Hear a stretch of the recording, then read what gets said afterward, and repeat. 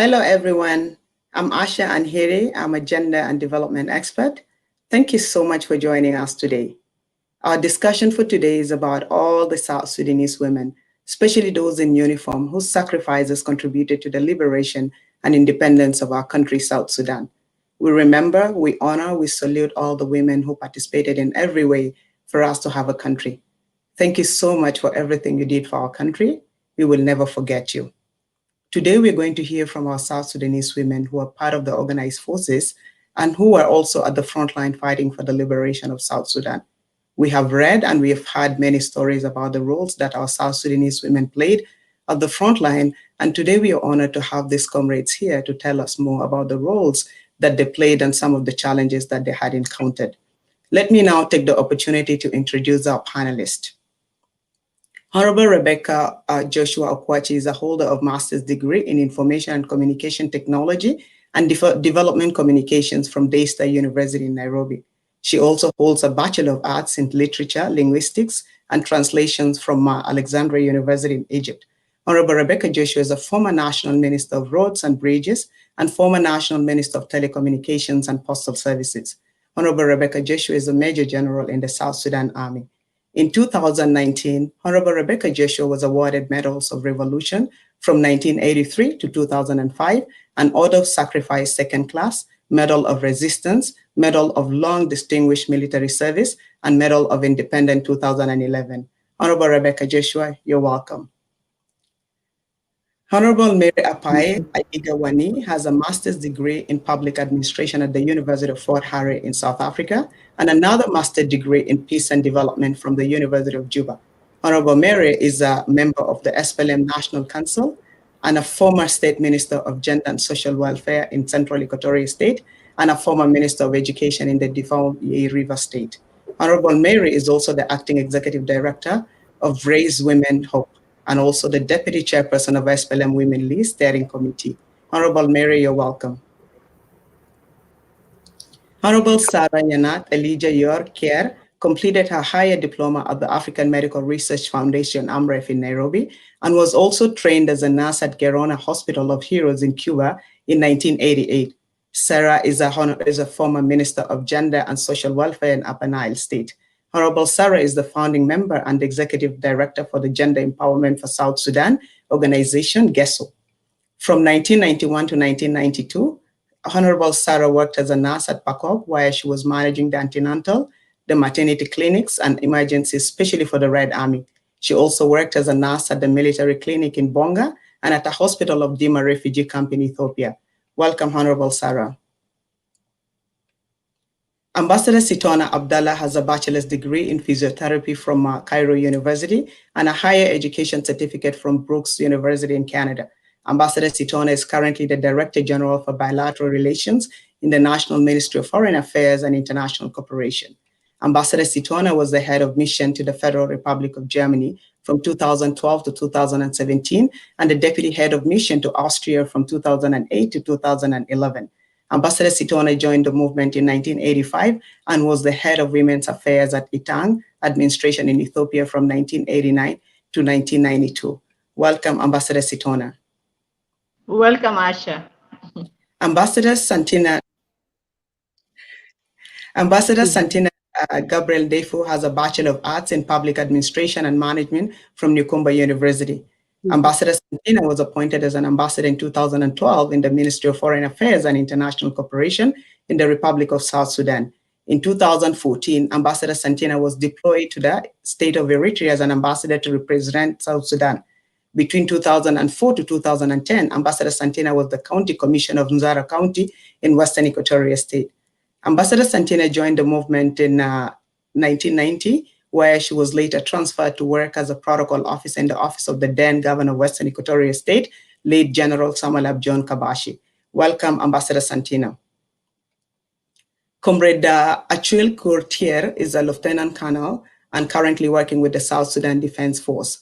She joined the SPLM in 1984 under the Corium Division and was later deployed under the Medical Corps and Auxiliary Forces. Welcome, Comrade Achille. Comrade Abuk Makwach, diploma in pharmacy technician. She's the founder of the Women's Movement Against War in South Sudan and one of the founding members of Sudan's Women's Bloc of South Sudan. Comrade Abuk is also a former chairperson of SPLM Women League of North America and the current chairperson for the South Sudan Chamber of Women Entrepreneurs. From 1994, Comrade Abuk became a member of Katiba Shatta, and she was also one of the first female teachers in Itang in 1984. Welcome, Comrade Abuk. South Sudanese women's experiences of armed conflicts are different from men's experiences. Women are not only victims of war, but also survivors of war. Using their unique strategies as community leaders, South Sudanese women facilitated and played different roles during the armed conflicts. They were involved in war behind the scenes, where they supported their families by providing basic needs. They also voiced their opinions through different strategies of resistance. Furthermore, South Sudanese women formed different grassroots organizations that advocated and mediated talks at the local and national levels. For many years, the roles of South Sudanese women in war and other types of violent conflicts have remained almost invisible. Also, during the armed conflicts, the media gave less attention to women's roles, instead depicting women as victims who are desperate for help because of patriarchy that exists within the field of journalism. Although some of the South Sudanese women had intervened in battles to force peace while calling for values codes, this was often associated with their gender roles. South Sudanese women encountered many challenges during the war. As victims of war, 3 out of 4 fatalities in armed conflict were women and children, and 80% of the refugees and displaced people were women. Women participation often helped during the time of war because a war situation creates a sense of equality and lists in gender differences, since both men and women tend to play different roles from their traditional societal roles. When South Sudanese women were not present in direct combat, they continued to play important roles in supporting the cause. They operated within the traditional frameworks by providing the men with the vital support and backup. Nevertheless, South Sudanese women became the backbone of their societies and took care of the households, the agriculture, the sick, the wounded, and the children. However, in the post-war era, South Sudanese women found it harder to maintain their positions because of the societies often neglected their roles without taking into account the important contribution during the war when some men were taken away from their communities. Today, today our honorable members are going to tell us about their roles and some of the challenges they had encountered during the liberation. I'll be asking panelists almost similar questions. And if I could kindly start with Honorable Rebecca Joshua. Honorable Rebecca Joshua, kindly unmute your microphone. Yes. Can you please tell us what motivated you to join the movement and what roles did you play? Thank you very much. Let me greet everyone and say that I pay salute to the fallen heroes and those who are still alive. May God give them that strength to continue until we reach where we wanted to reach in our country. South Sudan was part of the Sudan as one country. And our grandfathers showed us that they had to fight wars so that they can liberate themselves. And wanted to know what was that liberation. First, as a whole, there was a dichotomy.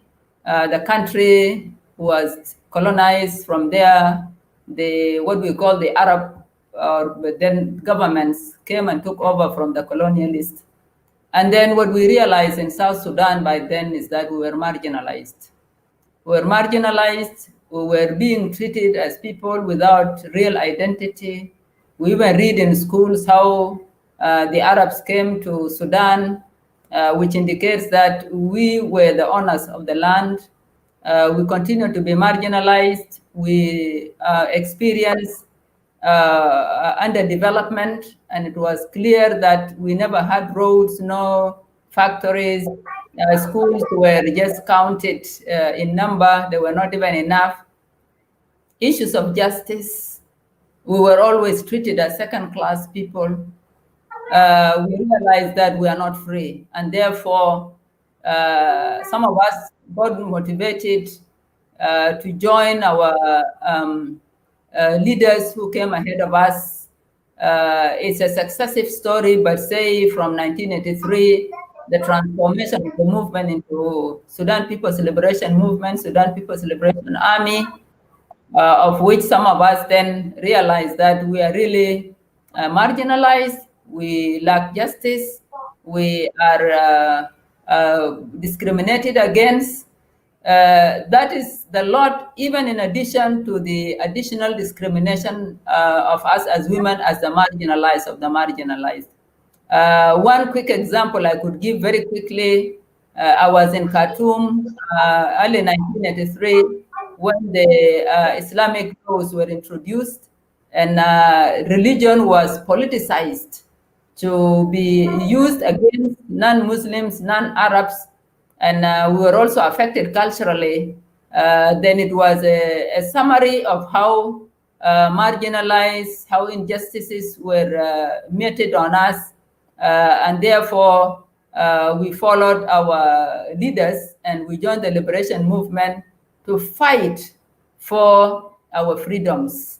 And that's really the motivation behind it, in addition to a lot of triggers in our history that are connected with the Jungule Canal was being dug, the Islamic laws were being applied on us, and all these issues of marginalization. So there was no way for us but to join the liberation movement and take our freedom for identity.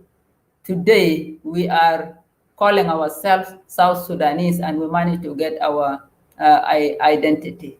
So these are issues that have motivated us to join the liberation, and we wanted to continue to contribute physically into that so that we have the freedoms in our country. Today, we are a free people.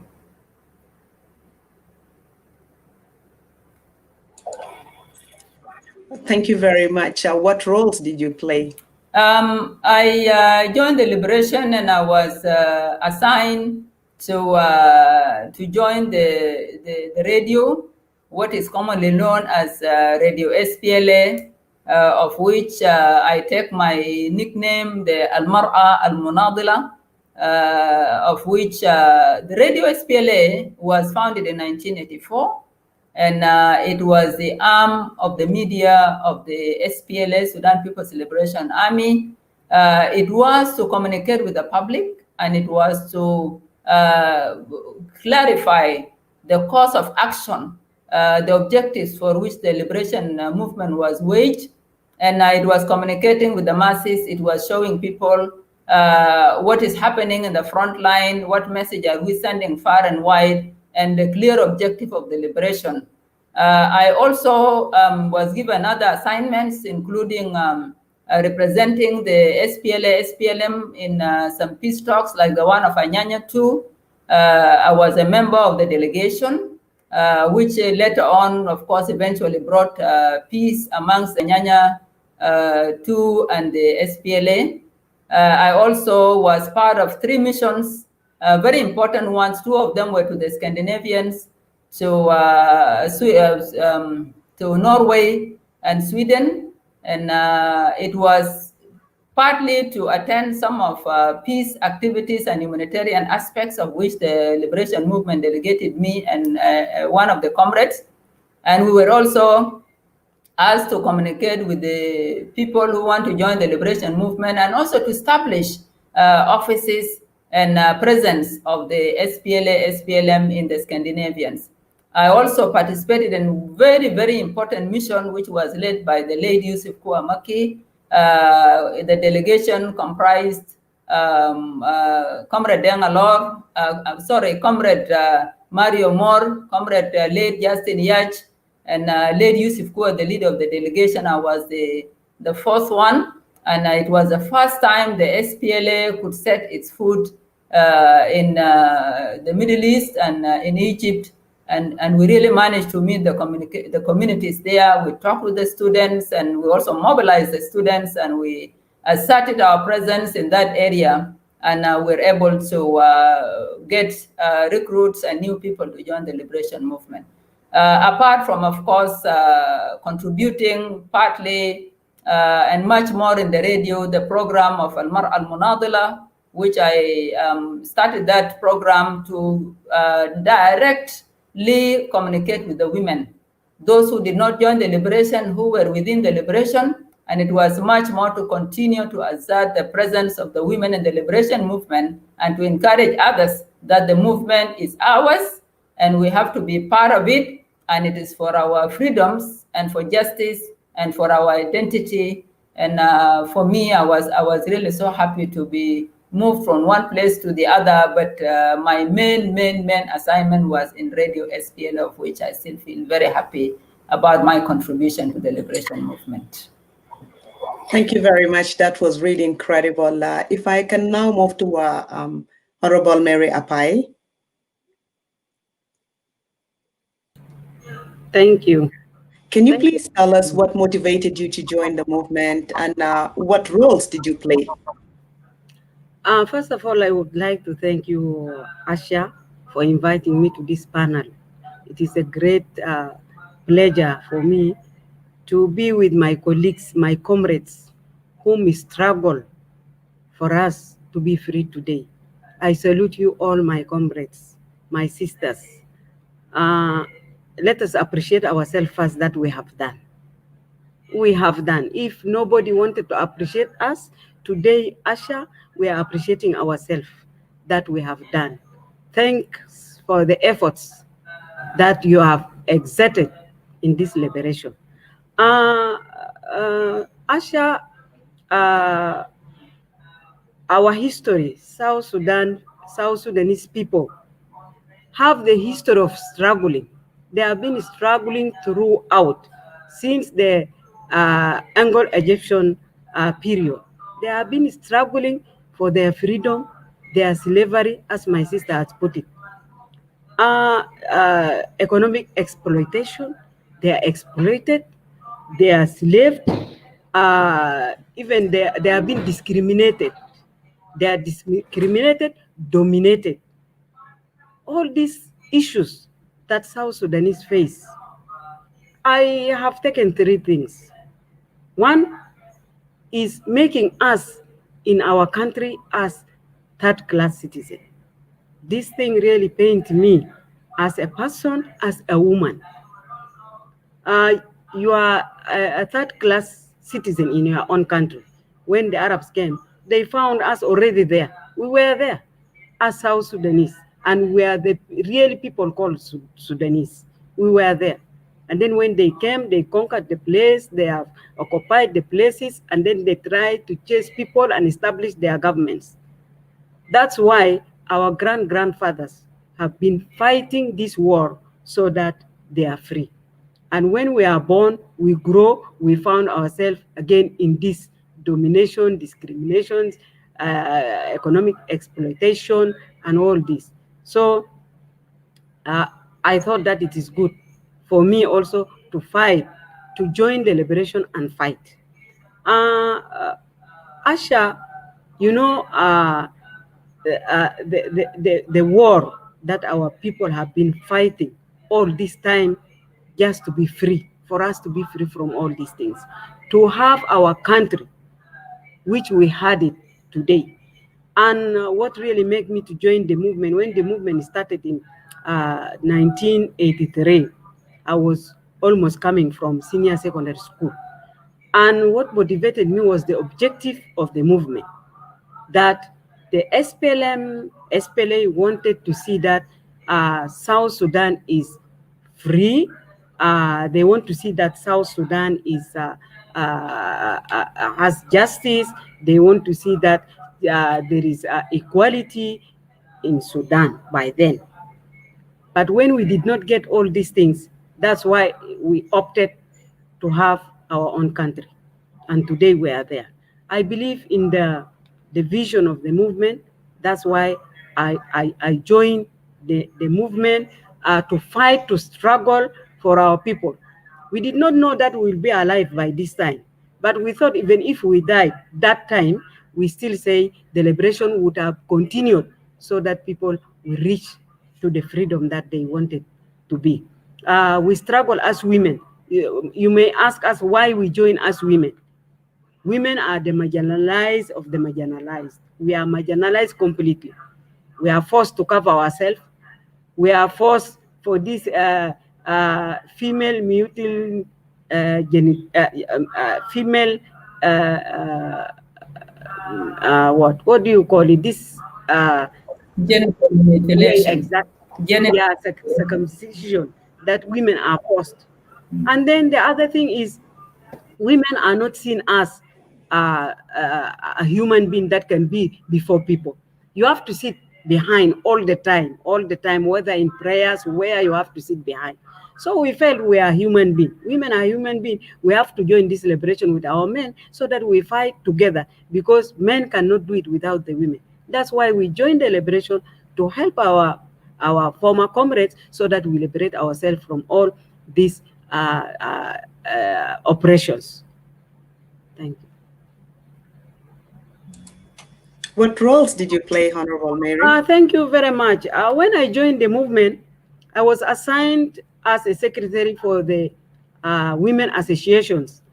At that time, there's this sector 2, sector 3, sector 4. And then in sector 2, it was from Kajukaji up to Tombora. So I was just selected to lead the women as a secretary of the association.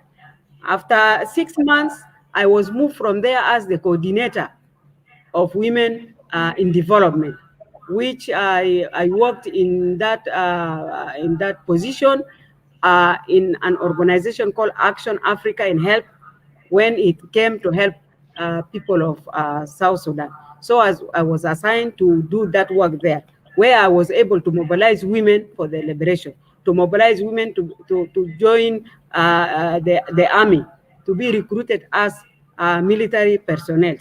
So this work, I did this work for a long time. After that, I was moved to Nairobi to join an organization called Horn of Africa Center for Democracy and Development, which had been established by the movement in Nairobi. I was taken there to work as women coordinator in the same office as Women in Development. I continued from there. By that time, I was already in the army. I was already in the army, but sometimes you are off, sometimes you are on, sometimes you are off, sometimes you are on.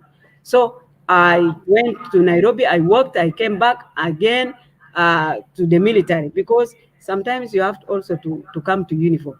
I joined the military again. We fought the war in Nimule, and from there again I was asked to go to Nuba Mountain.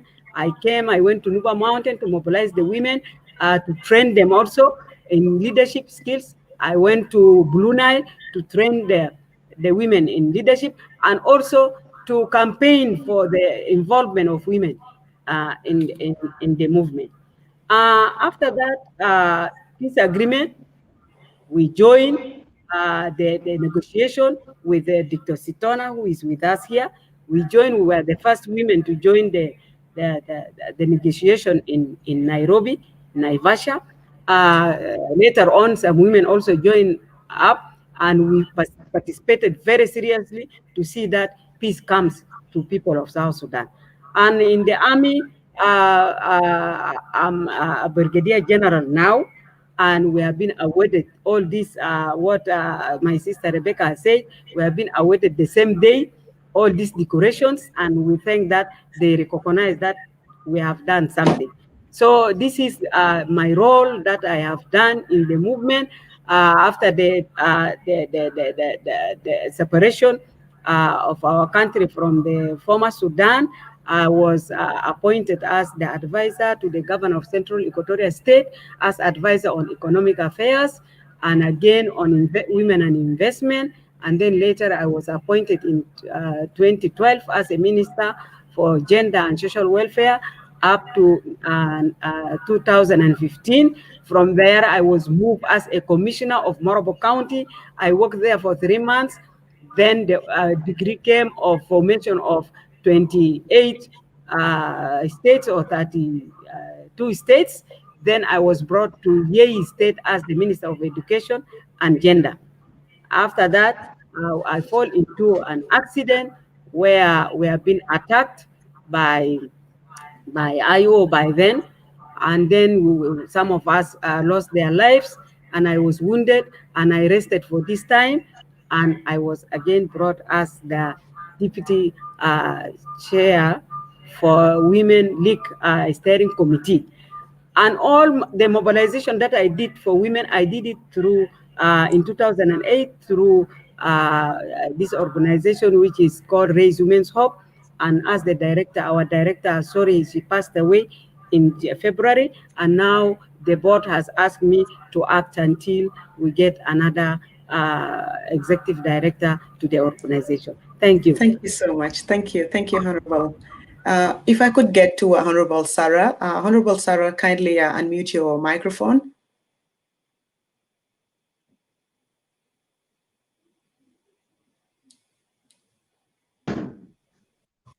Can you hear me now?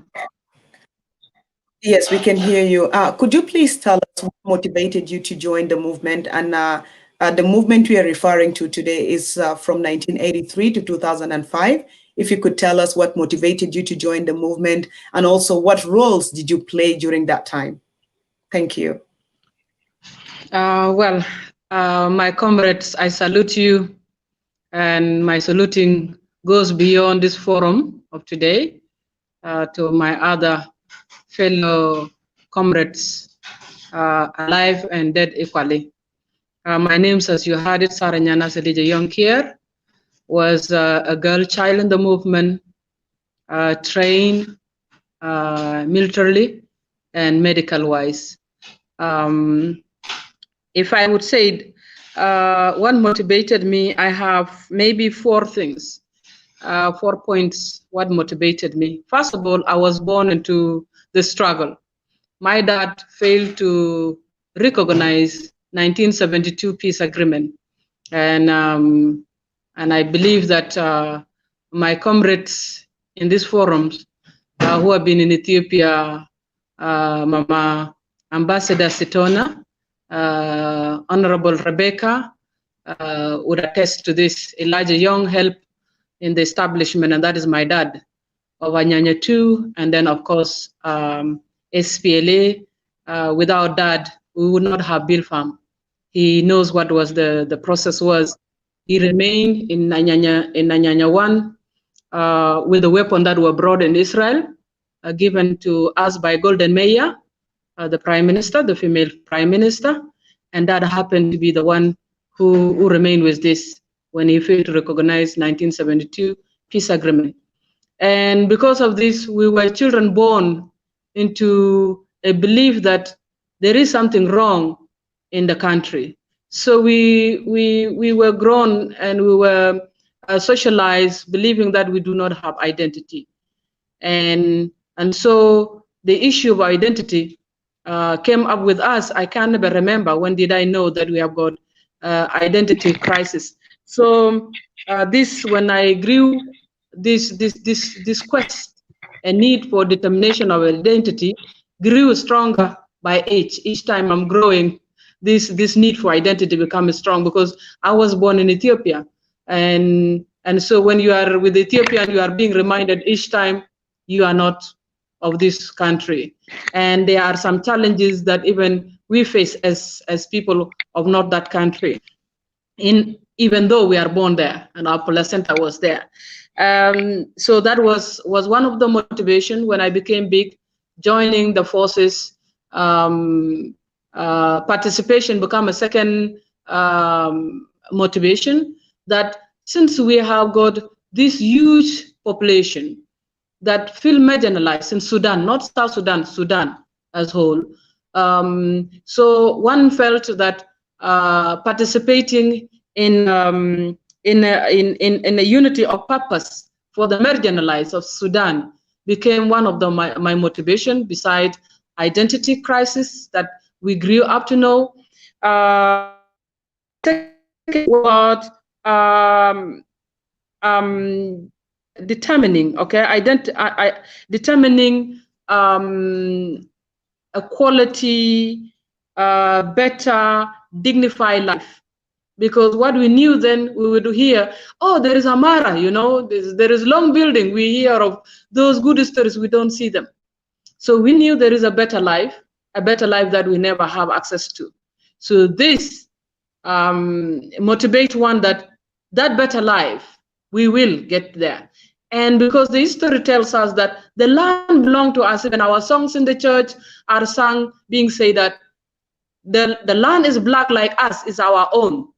So as a child, I know there is a problem with our identity, there is a problem with the ownership, and therefore ownership factor became one of the motivation. We must own what belongs to us. We have to reclaim back what belongs to us. And we have to ensure that we improve. Once we secure our ownership of the land, we will determine, to have a better and a dignified life. So, and by doing so, one has to participate. One has to participate. Does not matter you being a woman or being a man. This is because the country where I was born and came up, Ethiopia, women participate and, like equal with men. Ethiopian women are strong, and Ethiopian women, they even reach to a leadership.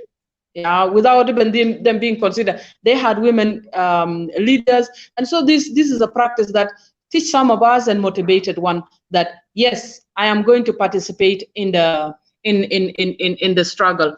And being a child of a liberator father, a liberator mother, before even I would say yes, and before I was mature enough, I was just told, my dear, it is good enough that you are to go and increase your learning within the lines, within Sufuf. So I was sent as a child with no even breast, nothing. So everything has to grow in the absentia of my mom and my dad. And what role did you play, Honorable Sarah? Well, as we went when we were young, because in 1985 is when I was sent off, went to Bill Farm. We had a minor training. Comrade Ashul was there. Then there were the girl battalion, who were the Nyawanyu, which were then our late father, Chagaya Tim, used to call us actually Shetta. I think Shetta was taken after we were sent off to Cuba. And we had a minor training, and then later on we were sent off, because one great thing about our late hero and father, Dr. John Garang, he had a program. He was setting strategies even for future. He had plans in place. So we were sent with the hope that we are going to acquire knowledge that would come and back up and strengthen and empower the movement. So we went and to Cuba. In Cuba, instead of doing military, we were given basic training in Bill Farm, but in Cuba, we went for technical trainings, different fields. We had, for example, for me, I went to medical because there was a greater need. Our mothers in Itang, in Tirgul, as you go inward, you find mothers were giving cares to our wounded soldiers who are being brought with no even any first aid experiences. They were just purely giving the human care. A lack of personnel, medical personnel, and many of us went to medical training. So I was trained. Coming back in 1988, October, I went straight to the headquarters, which is Bonga, and this is where I served for 1 year in the headquarters. We had then Intifada Battalion. We had all the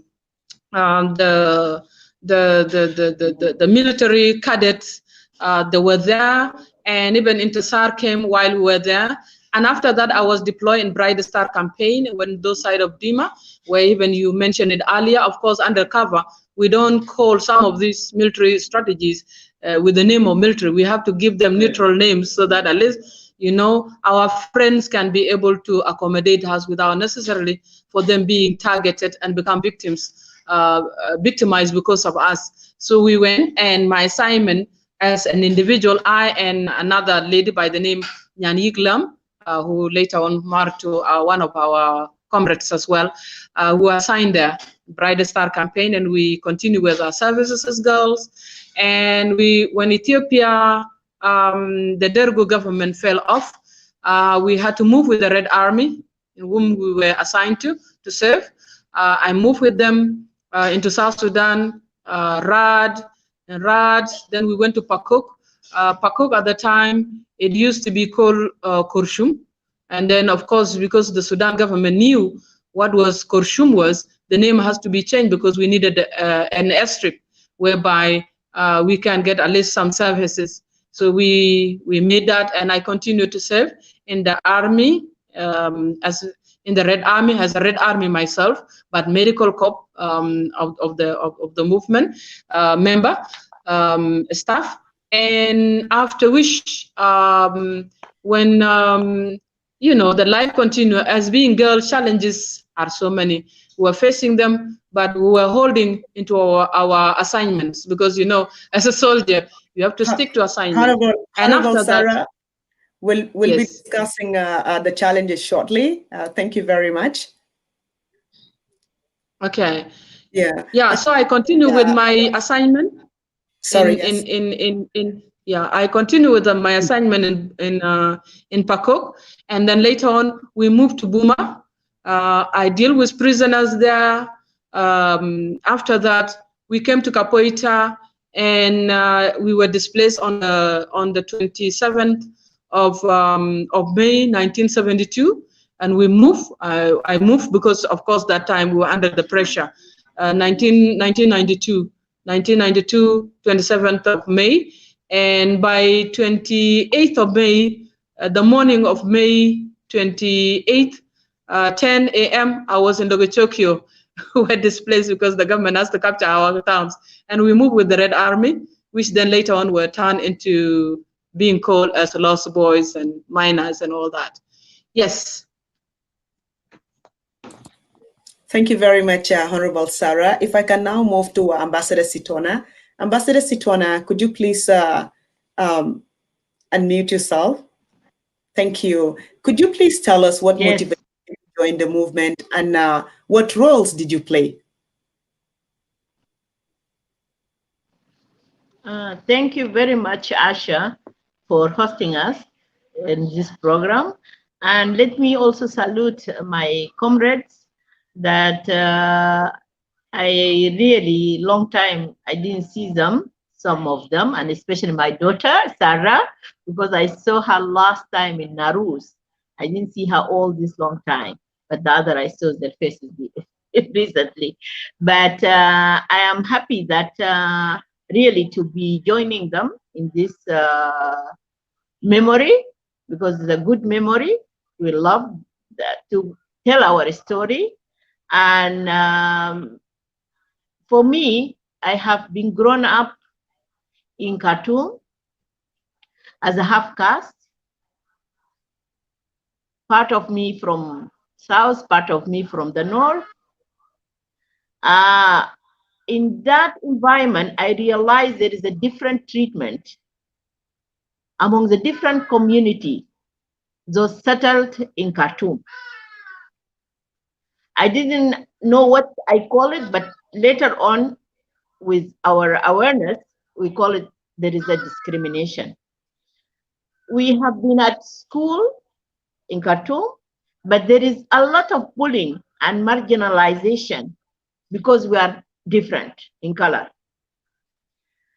During our holiday, when we travel to South Sudan, back to Bor, we see that there is a lot of our resources being siphoned to Khartoum.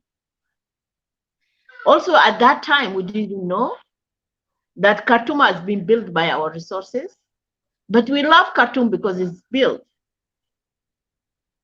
I was one of the South Sudanese students who have gone to Cairo on a scholarship of Egyptian scholarship, and I held the position of Assistant Financial Secretary at South Sudan Student Association. That is what we call it, SOSA, with Rebecca. And that one, it inspired me to politics. So after my graduation, I worked also at Soba University Hospital in Sudan, in Khartoum. And during the time of Sharia law in Khartoum, that is the time where I understood that there is a real discrimination, there is a marginalization, And there is a real crisis of identity. I don't know I am belonging to where and who, but there is a discrimination. Because of that, we saw there is unbalance of development between the south and the north. And we saw also there is lack, the education, level of education is not the same. And even job opportunities. And because of that, Sharia law and the way they have treated the people, the marginalized people, or the black people, or whatever you can call it, apart from the north, the people of the north or the Arab, they can call themselves like that. But for me, I feel that the people of the north, that really the treatment was very different. Because of that, I traveled from Khartoum to go to Nairobi, and from Nairobi to Addis Ababa, and I joined the movement 1985. After that, I have held several positions, and I played different role in different positions. So I was in the Gambela Hospital. I worked in Gambela Hospital for 1 year. And after that, as you said, that I joined 1985. I became a liberator at that time. I fought for women's rights. So in this fighting, I worked also as women administrator in Itang refugee camps. And this is 89 after I graduated from the political school, because I graduated from Yakatit political school, and I work as a women administrator in Itang refugee camps. And in my role as a women rights activist, I became a founder with Rebecca Joshua for Sudanese Women of Voice. And also I became a managing director for New Sudan Women Federation. I'm the one represent the women in the Shugdum Convention as a chair of the ad hoc committee at that time, women. And that is where we have a struggle to bring the 25% for the women with the other women who are with me in the Shugdum Convention. And I became a Women for Peace also. And during that Women for Peace, as I said, we became a founder of Peace. We have joined the Strategic Initiative in Horn of Africa, where we have joined with all the women from Somalia, Ethiopia, Kenya, and Djibouti, and Somalia, it is Somaliland and Somalia, and Sudan, where we talked, where we went to Beijing with Comrade Rebecca also, and we have the peace tent. And on the peace tent, we said enough, it is enough for the war. We want a peace with our friends from Sudan and the others. And from there, we have formed also the Strategic Initiative in Horn of Africa, and we have also played a role of making our women to understand about the 11 days of activism, about the March 8, about the women rights. So about how to lobby, how to advocacy, to think ahead of time of what is coming on, so they can be on picture of what to do. After that, I joined the diplomacy, and I went as a women diplomat, first women ambassador from the South Sudan to the Khartoum. So this is the role where we have played, and from there, of course, as you said, that I have became In Sudan, I became a director for the Department of Planning. And from there, I went to Vienna. I became a deputy head of mission in Vienna. And from there, I came back to Juba and I became director for human rights. And from there, I went as a head of mission to Germany. And I'm now back to Juba to be a director general of bilateral relations. This is my role. Thank you very much. Thank you. Thank you very much. If I can now move to Ambassador Santina. Ambassador Santina, can you please tell us what motivated you to join the movement and what role did you play? Well, thank you so much for inviting us to this forum today. I'm happy to see my comrades for a very long time that we haven't met. Those of Mira Pai, Honorable Rebecca Jesua, and Dr. Setuna, we used to call her in the struggle, and many others. Thank you so much, Asia, for inviting us to this forum. What motivates me is most of the things my colleagues have said. Being a daughter of an ex-fighter, my father was an ex-fighter from the Ayaya 1 since 1955, 1972, and he has well joined the movement of the SPLA, SPLM in 1990. We joined together with my father, by the way. We were trained together, and we were also commissioned together with my father. So my appreciation goes to him because he gave me a lot of history regarding the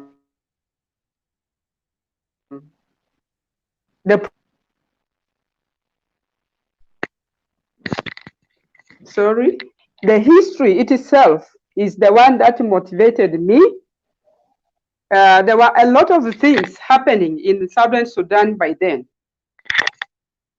I came from Zara, which was a headquarter for the Arabs, Army Arabs by then. They did a lot of things, and the factory for the south and the entire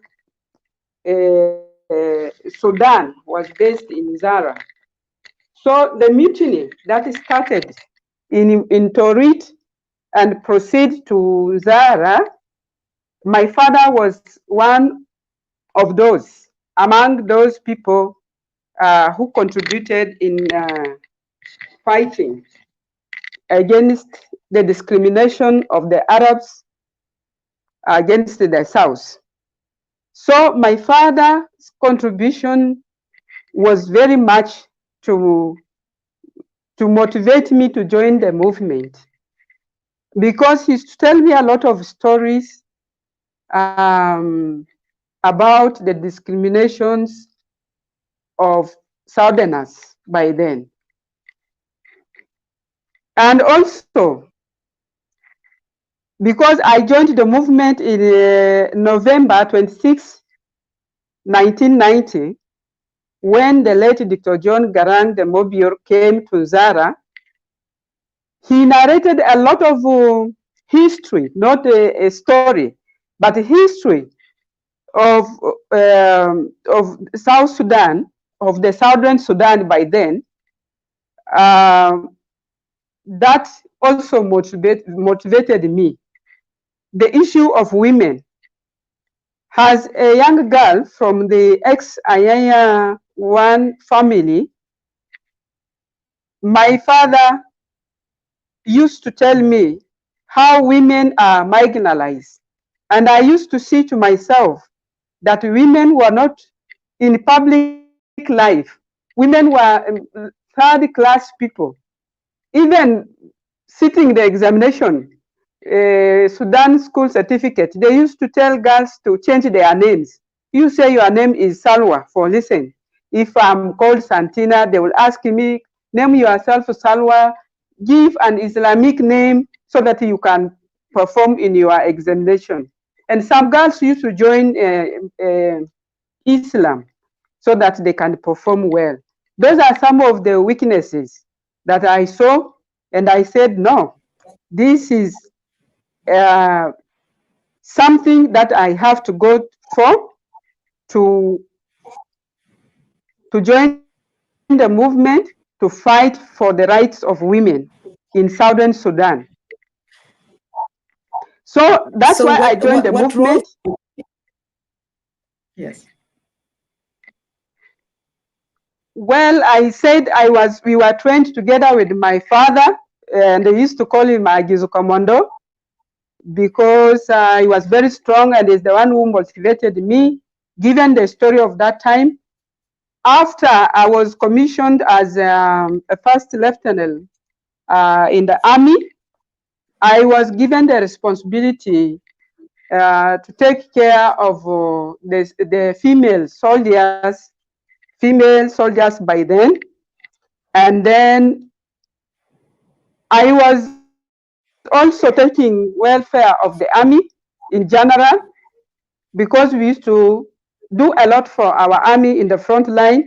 We used to mobilize people to contribute food, to contribute even clothing, medicines, and I was responsible of taking this logistic to the front lines, to our soldiers at the front lines. And that was not the only role that I played as a comrade in the front line. We were tasked with so many things. We were tasked with the responsibilities of leadership and managing these female officers, these the wounded at the front line. We were tasked with the responsibility of taking care of the wounded, their families as well. We were mobilizing resources. We were also soliciting funds from people from different organizations. As Maria Paya put it before, we used to mobilize all these resources, and we were targeting those at the front lines. And sometimes we used to move and visit the soldiers at the front lines, listen to their problems, come back home and motivate their wives and children. That was our role in the struggle. That was my role, because I was not doing it alone. I was doing it with so many colleagues of mine, those who are still now and those who have gone to their rest. May God rest their soul in peace, including the sister of Ashia. She was also with us. Captain Rebecca Negda was with us. We used to do all this as a joint responsibilities, and we really did a lot. And now, when people talk of 25% affirmative actions, these were not given to us on the platform. This was a lot of commitment, a lot of determinations that we did in order to represent our women in the struggle and our women outside there. As a result, we came up with a resource center in Yambio for capacity building. That where we used to mobilize all the women, we were not discriminating any woman during the struggle, being it the wives of the soldiers, being it the lay women, the other women in the community. We used to mobilize them and train them. We were giving them capacity building. We were giving them how to to be self-employed, to be resilient to the difficulties, the challenges of war. So we did a lot to come up with the 25%. Thank you so much. Thank you, Ambassador Santina, and thank you for remembering my late sister. Thank you. Now, yes, there were so many of them. I only mentioned her, but there is the late Mary Biba, the late Emilia Ami, late Teresina Renzi, late Mary Ime, and she almost died in the front line, but she when she was brought, she took only a few minutes and she passed on. And late Nako, Samuel Abjon.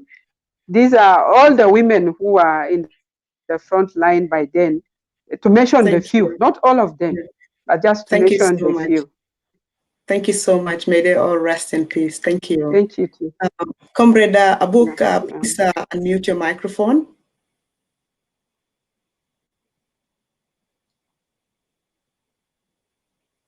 Comrade Abuk, are you there?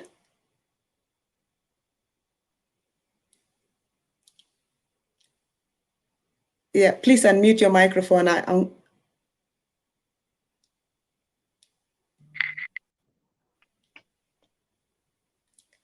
Comrade Abuk, can you please tell us what motivated you to join the movement, especially Katiba Shatta, and what roles did you play?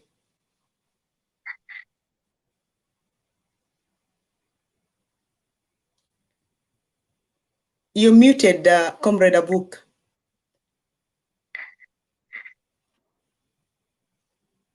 Comrade Abuk, you're muted.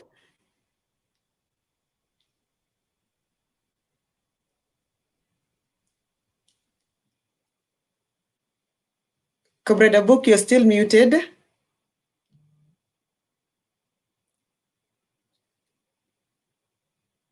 Okay, I'll move on to Comrade Achil. We'll come back to Comrade Abuk. Comrade Achil, please unmute your microphone. Comrade Achil, can you please tell us what motivated you to join the movement and what roles did you play? Thank you. Thank you, Aisha, for giving us this opportunity. And I would like to say hello, and I salute all of you, the comrades, Comrade Sitona, Comrade Santino, Comrade Rebecca, Comrade Mary, and Comrade Nyanas, and Comrade Abuk. And thank you so much to meet again. Before I talk, I would like to pay my condolences to our heroes. And 2 to 3 weeks ago, we lost one of our beautiful sister. She's a freedom fighter, and she's a good mother.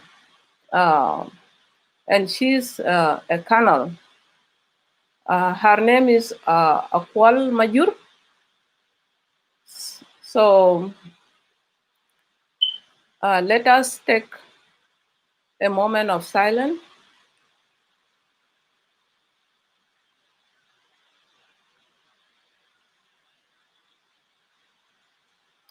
Thank you.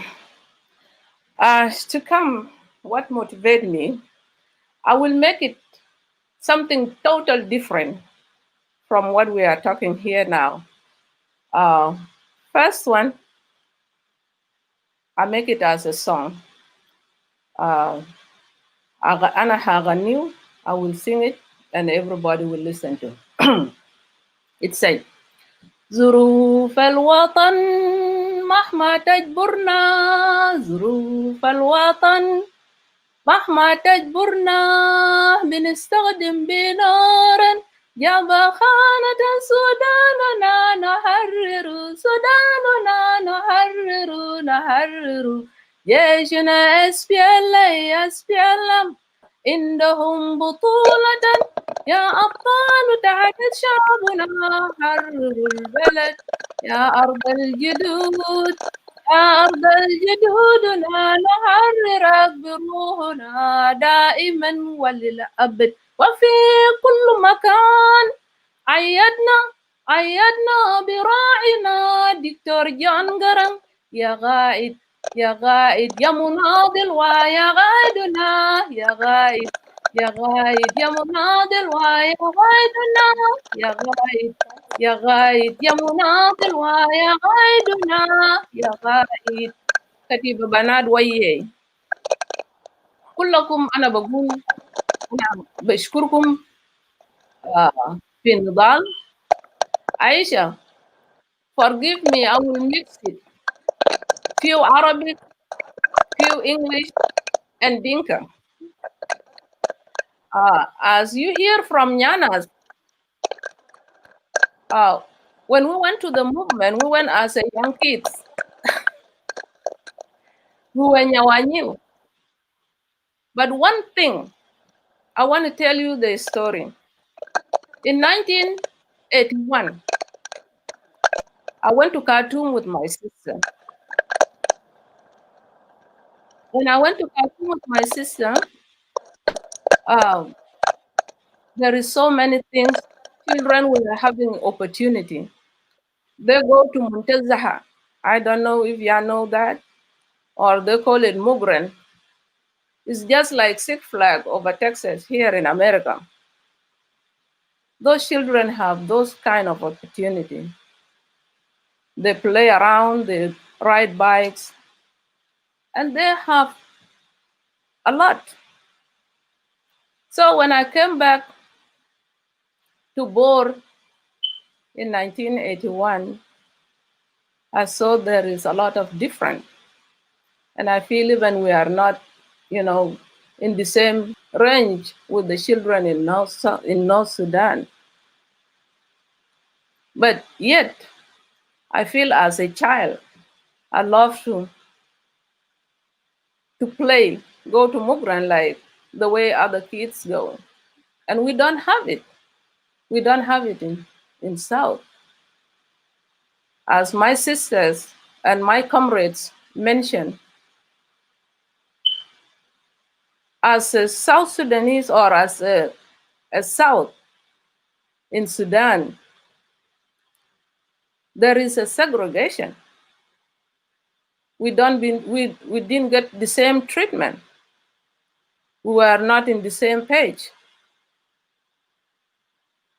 So when war broke down in 1983, I was still young too.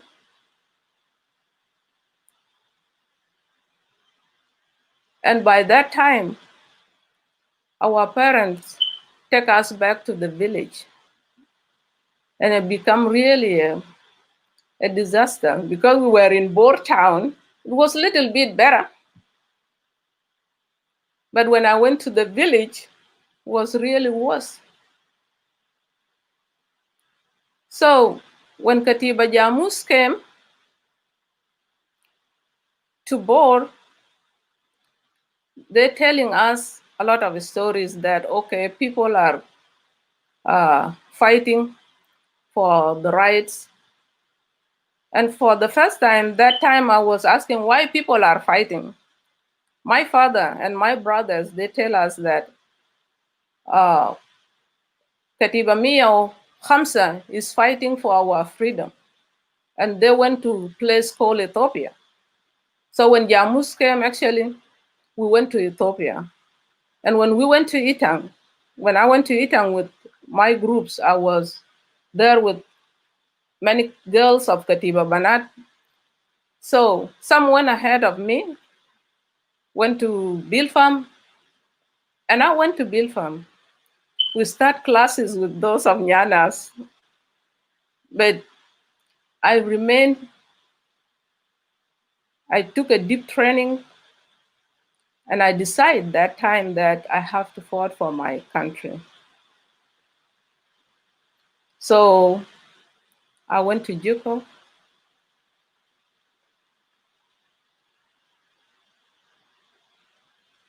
Can you hear me now? So it took me deep.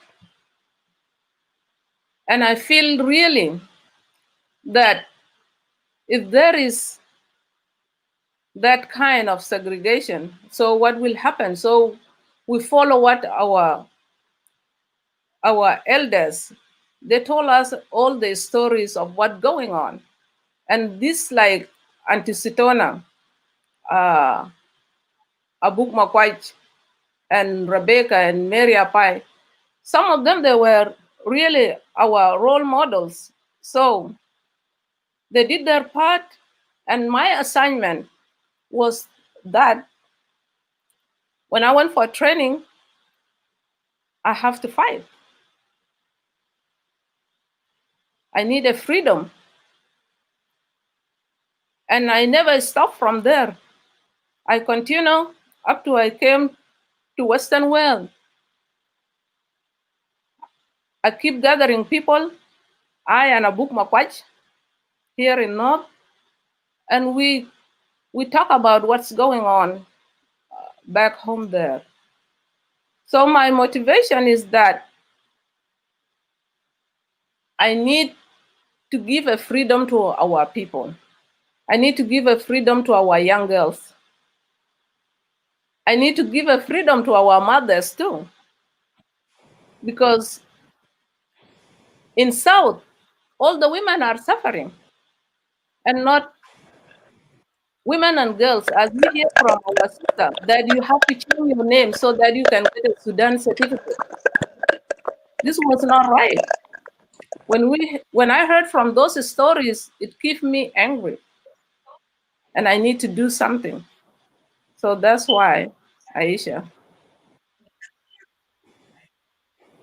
Thank you very much, Comrade Abuk. Can you hear me now? Can you please unmute your microphone, Comrade Abuk?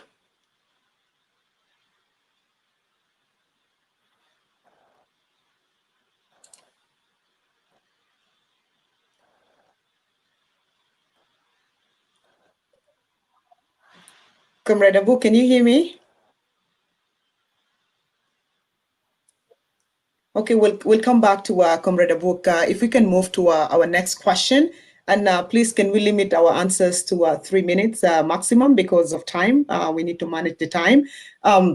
We've had very, very good, a lot of information today about the roles that all of you played for us to have a country. So I'm sure all the roles came with challenges. So we would like to hear from you. What challenges did you go through, and how did you overcome the challenges? And I'm going to start with Honorable Rebecca Joshua. If you could please unmute your microphone. So what challenges did you encounter, and how did you overcome the challenges? Thank you. First, I just want to say that challenges are part of life, but I want our listeners who follow us to know that I wouldn't say we enjoyed the liberation. It was tough. It was difficult. And the challenges are things you encounter on the road, but they were helping us to move on, and they were helping us to discover new avenues for us to move forward. One important thing is that I joined the liberation when I just got married. Actually, what we call شهر العسل في الغابة.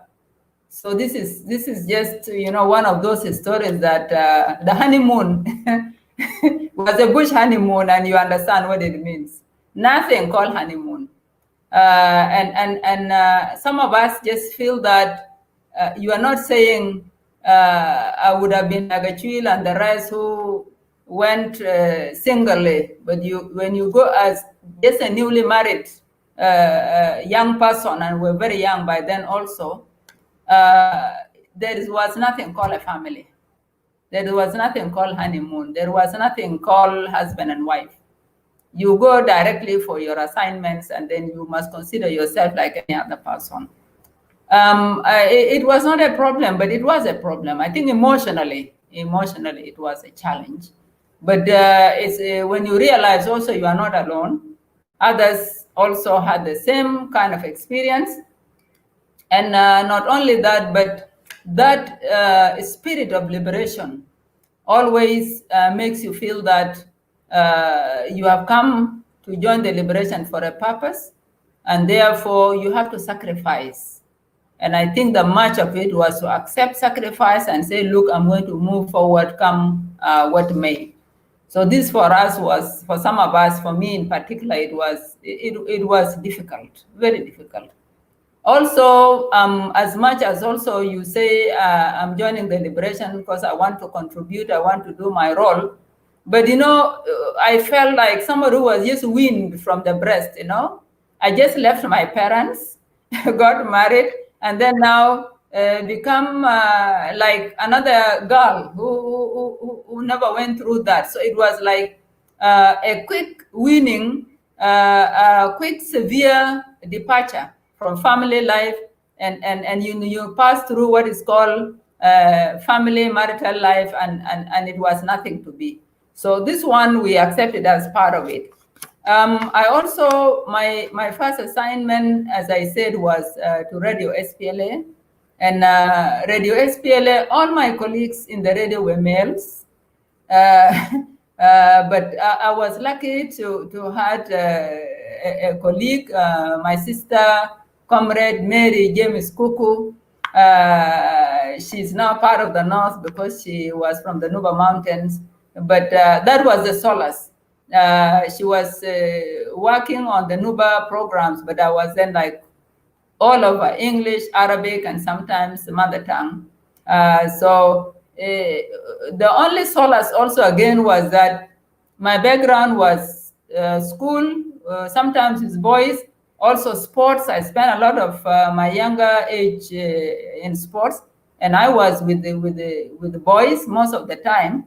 But you also have to learn to push around here and there. And sometimes also at that age, you have your privacy that sometimes you need.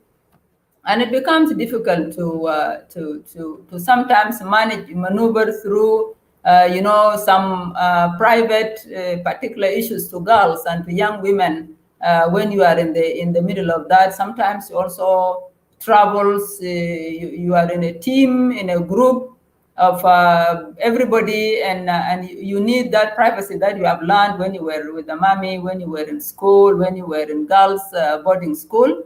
Those private life, you can't get them. You have to really work very hard to ensure that you sail through and you sail through these challenges. You come out of the traditional life of systematic doing 1, 2, 3. This is now military environment. It's orders, it's assignments, it's do what is required of you. It's sometimes travel to a place. I remember one time my husband we met on the road. The vehicle was going one direction and we were going the other direction, and then it's like, hi, as if you were just friends, from over there, but they became comrades to us. There was also a time he came passing by, and I thought, after how many years I haven't seen him, and then I went celebrating to tell my colleagues that my husband is around, and by the time I was coming back, he was not there, he's gone.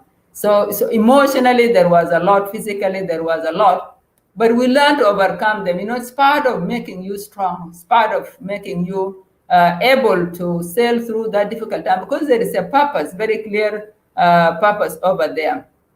Also, we lost comrades. It also has been sometimes painstaking. It's been sometimes difficult when you had comrades with whom you were together. They go to the front line at some assignments, and then they never come back, and it's like that's the end of it. But again, all was like, when you are carrying a gun, when you are fighting, when it is liberation, you have to accept that there must be people who will be falling off the road. Out of the personal responsibilities are the general responsibilities of the women. You know, some of our colleagues had children, little ones, and I'm sure some of them will give their experiences. But I would see by then, I did not have kids by then, but it was not an easy thing also to have babies in the middle of that difficult situation. Some women also lost their husbands, and they went to the front line and they never came back. Some were just, you know, like young mothers, and it was more of sacrifice. And this is a message I want to give. That's why I'm dwelling on this kind of challenge, Asha. It was not a trip. It was not just a journey. It was a responsibility of accepting difficulties. In the radio, in particular, you know, working as a journalist in an environment which is not conventional. Our radio SPLA, was a clandestine radio. And the clandestine radio means radio of the guerrilla. You don't want to disclose where it is. You have to tread very carefully when you move. You need to gather news. You need to edit. You need to write. You need to go and record. And sometimes when we talk with some of young journalists who have learned the conventional way, they will be surprised how we manage to work. And the radio was very, very effective. But you can use any little piece of paper to write on. You can be the same translator, you can be the same news writer, you can be the same broadcast journalist, and you do everything. And you go across languages. This one has been a challenge, but the radio was very successful. As for the trips, the missions I told you about, I had one quick experience when we went to Sweden and Norway, and then we were coming back. My colleague remained behind, and you know, I didn't have any money with me. And imagine somebody who is traveling by plane, and we had transit in Italy for about 9 hours, and I couldn't eat. I was there on transit, and I had nothing. We are used to not eating when things are difficult during the liberation, but when you are in a capital in Europe, and everybody there is munching the sandwiches, taking their juices, and the guys were modeling around, and you know, look at them, and you have no money, you have nothing. It was one of those sacrifices and those challenges that we went through. But there's a lot that, the 3 minutes will not be enough. But what I want to say is that there were challenges. They were not easy, including even what to wear. And I don't want to go down as talking about even inner wears. You don't know how many times you'll buy new inner wears for you to wear. It was not that easy, but we've gone through that because it was a determination, it was a purpose, and we wanted to do it. And today we stand to be the example. We stand to be sending messages out to say what we are crying about today. That's just a small thing compared to life in the bush and life during the liberation movement, which brought our freedoms today. Thank you very much. Wow, that was really, really incredible, and how you also, overcame all the challenges. Now, if I can come back to Comrade Abuk. Comrade Abuk, are you able to hear me?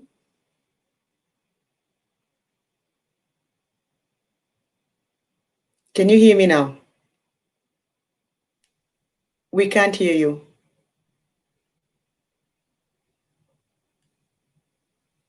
Okay, we'll come back to you. I think I would like to move on with Honorable Mary Apai because of time.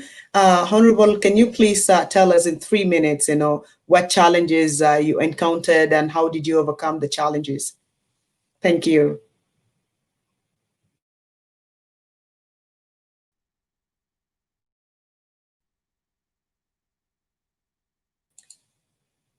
You're muted. Okay, thank you, Asha. I was thinking that joining the movement to go and fight, it was like a honeymoon situation, which my sister has put it. But it was not really a honeymoon situation. It was very tough being young girls by then. We are young women. It was not easy. First of, first of all, what I experienced was moving from place to place on foot, which I was not used to because I grew in Khartoum. I finished my primary school in Khartoum and I came to Juba and I joined Buluk Junior Secondary School and Juba Girls. So I did not work for a long distance, but in the movement I did, which was my first experience that I had. Then I thought it was a honeymoon, but it was not, because you have to move here and there, from this place to that place, from this place to this place.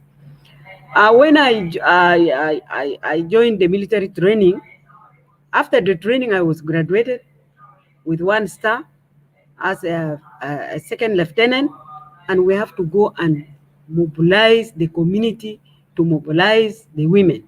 So it became very tough also, this movement from this area to that area. Sometimes you sleep on the way, like in Nuba Mountain, you go, there's no a single day in Nuba Mountain that I got into a vehicle.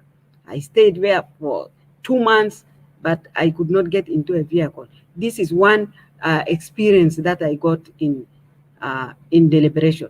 The second experience that I got in the liberation was the issue of giving the information, the right information to the people so that they believe in the mission and vision of the SPLM. It was also not an easy task for us to go and inform the communities about the SPLM and to join, because some people have their own ideology. They don't understand exactly what you are talking about.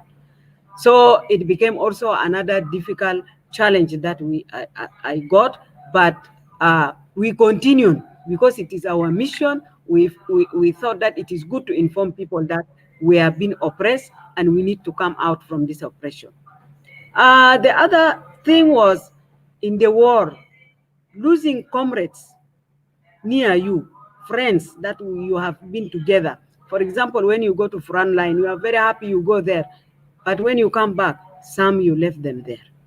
This is also a challenge for us and women. We have lost many women in this liberation who are supposed to be mothers with children now, but they are not there as friends also.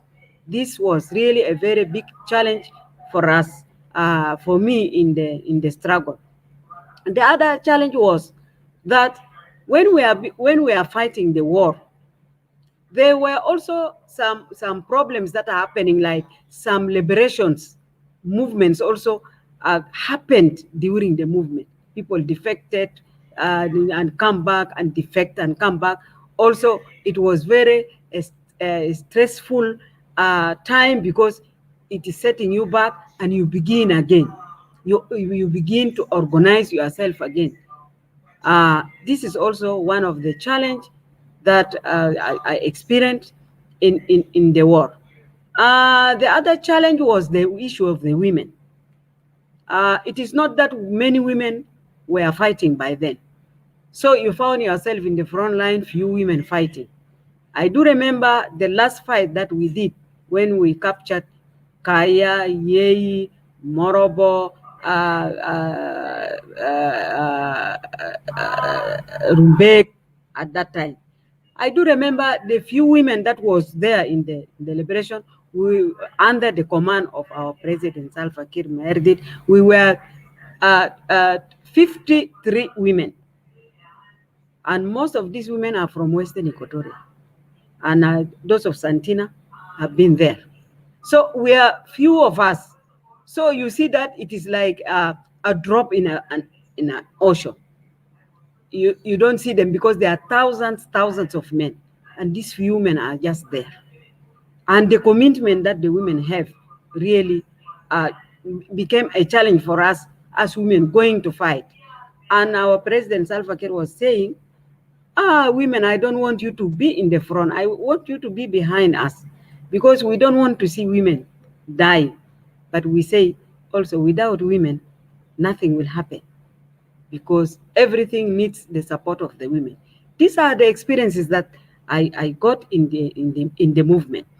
How did I address those issues? In regards to demobilization, which was a toughest task, that you need to tell the people. Some of them don't believe in this, and they go back to the military barracks of the enemy. Some of them, when they are tired there, they come back, and you need to talk to them. It was a difficult task, but we tried to talk and talk and talk to mobilize our people for the struggle, to mobilize the chiefs to bring food for the soldiers, which we succeeded in this. And the issue of the women who were dying in the front, some of them really died. They also, as per now, some of them are forgotten. Some of them are forgotten, the names are forgotten, and even the place where they died, we are forgotten. And we are trying now to see that all these battalions have to see how many women were there.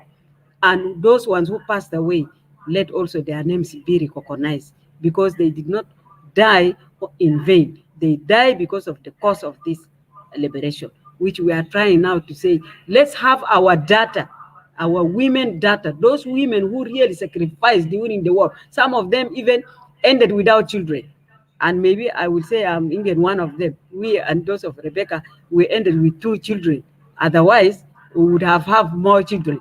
But also, this is a challenge. And we succeeded. We found that it is good. As we got our country, we are very happy, even if there are no children. Those ones who are now there, youngers, they are our children. We don't regret that. The issue of the movement, moving on foot, uh, as per now, you think like you don't want to move on foot, but again, we are starting moving on foot, because sometimes it is a challenge. You don't get transport, but you move on foot. This challenge has really faced us. The issue of the gender-based violence, that we also encountered it in during the war. There was this gender domestic violence were there, because some of the men ran, left the women alone. Some of the men were not working. Then there is a problem in the family. People are divided. Like me also, I was divided for so long because of the war, that I was locked in another place, and my husband was locked in another place. We did not enjoy our marriage status, really. We did not enjoy it. But because of the liberation, women make the sacrifice. They sacrificed, and today the country is there.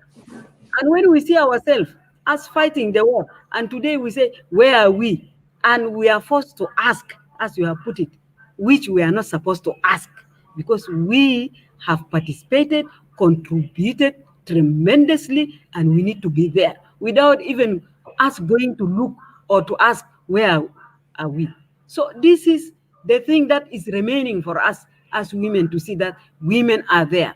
What do we do for our women who passed away? If you remember them, as Ambassador Santina said, some of them are there. My colleague Ashwil also said some women passed away. Those women who passed away, what are we doing as women who are alive? For them or for their children, if they left children, or their families, what are we doing? These are the challenge that we are supposed to address. We have addressed some by coming together, as you have called us together. This is already, we have addressed a situation that women are not together, but now we are together to address our gaps. Now we have to address the issue of participation of women in those who really participate seriously in the war. Honorable, Okay? soon we'll be coming to our recommendations, Thank and you. you can give us your recommendations on how Thank to you so move much. forward. If I can move on to Comrade Achwil, please, I'm giving you 2 minutes. We're running out of time. If we could maintain time, that would be really, really great. So in 2 minutes, Comrade Achwil, what challenges did you encounter, and how did you overcome the challenges?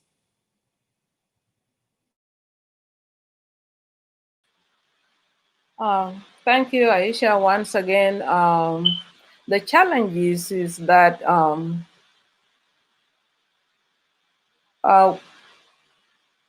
when we were there in training, as Rebecca says,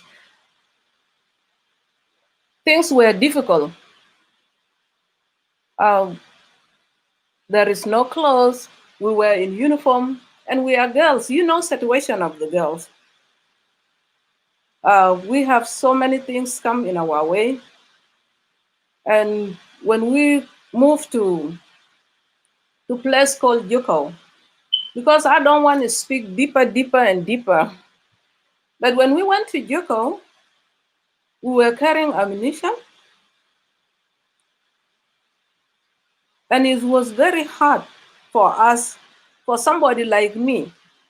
Okay, انت تخد صندوق ذخيرة في راسك وانت ماسك كفوف ويلا السلاح بتاعك.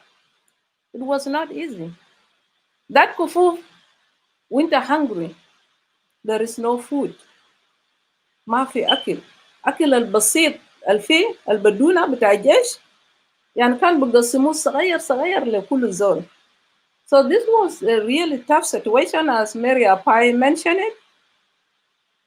It was not an easy way, but we overcome it because I choose to go and I choose to liberate my people, even though I was young, but it come into my heart that I need to do that. So I overcome everything.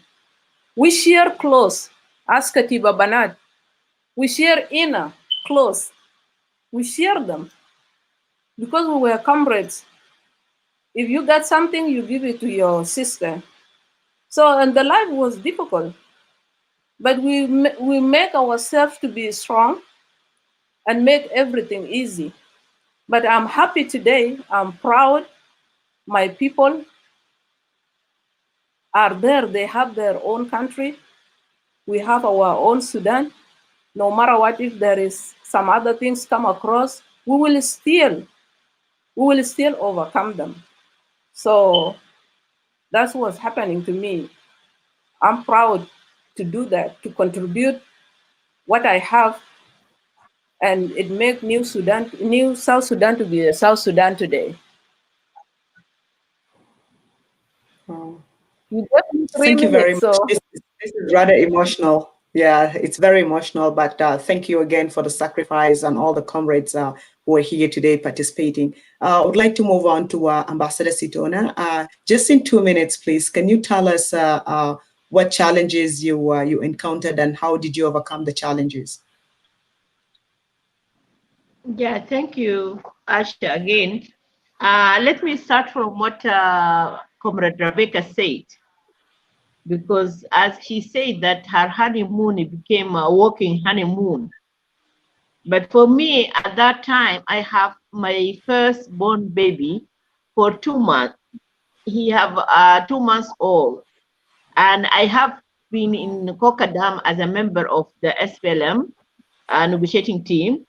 And in that time, I say, thank God that my sister, she's there, so she's taking care of my son, because I go to the meeting rooms, and sometimes I leave him with her, and sometimes with Mary Kuku, as she said before, and sometimes I carry the baby and go to the meeting. So this is also a challenge, and it is not only one baby. Even for my second born child, I was been in Yakatit training school, political school, and I have been pregnant at that time with my second born baby. And from the campus, because we are in the campus with Madame Rebecca Nyanden Dimapur and also Madame Comrade Bungota Mum. She took me from the campus to the hospital to bring my baby. And for my third baby, I was also a member of the SPLM to the Ambu conference. And in that time, I didn't know where is Ambu. They told me just to go with the delegation. You are part of the delegation. I left my baby, the third born baby, 40 days, and I went to Ambu. Came to Ambu, that is very far from Addis Ababa, so he have to be away from me for 1 day, and the second day they brought him for me. So this is a struggle, and this is challenge, but still we have overcome it because we know the purpose why we have been there. And most really painful challenge that we have faced, all of us may be there in the movement. This is the understanding of our own people about the women rights. It is, they say this is notion, it is a foreign idea. It is something you have brought it from abroad. But we feel that there is a lot of discrimination, as my daughter Ashwil, she said, even during that training. We see so many girls has been raped, many polygamies. People, they don't go for education. So we saw that, no, let us to do this, let us have awareness to the women themselves to know about their rights. So we created programs in ITA to make the women understand their rights. And from there, we made also friends with some of the men, like Allah Yarhamu, Edwardino. He became a member of the Sudanese Women Association at that time. So this is the people who really help us to also make our men understand what is the women right, even during the war.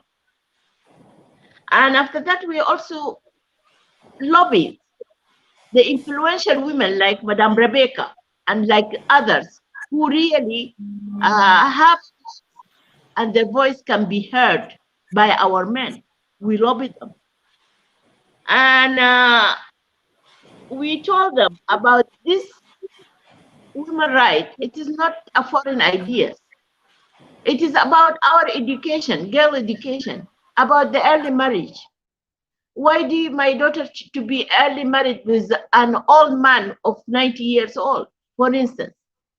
So because of that, is from our pain, that's where we talk. From our own experience in our own life, we talk about that.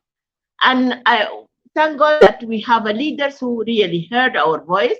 Because of that, when we went to Kokadam, we got that our committee is a part of all the other committees, and we raised this issue of 25%, and they accepted, but accepted after pain.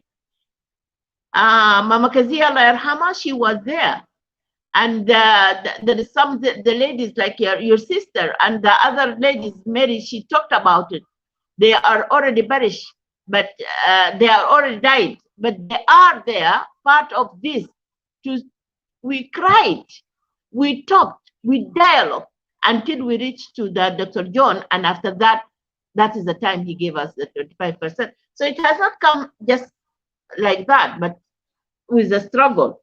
So I can also talk about how really people target you when you became a leader and you talk about this right of others. They target you personally, and I have been targeted.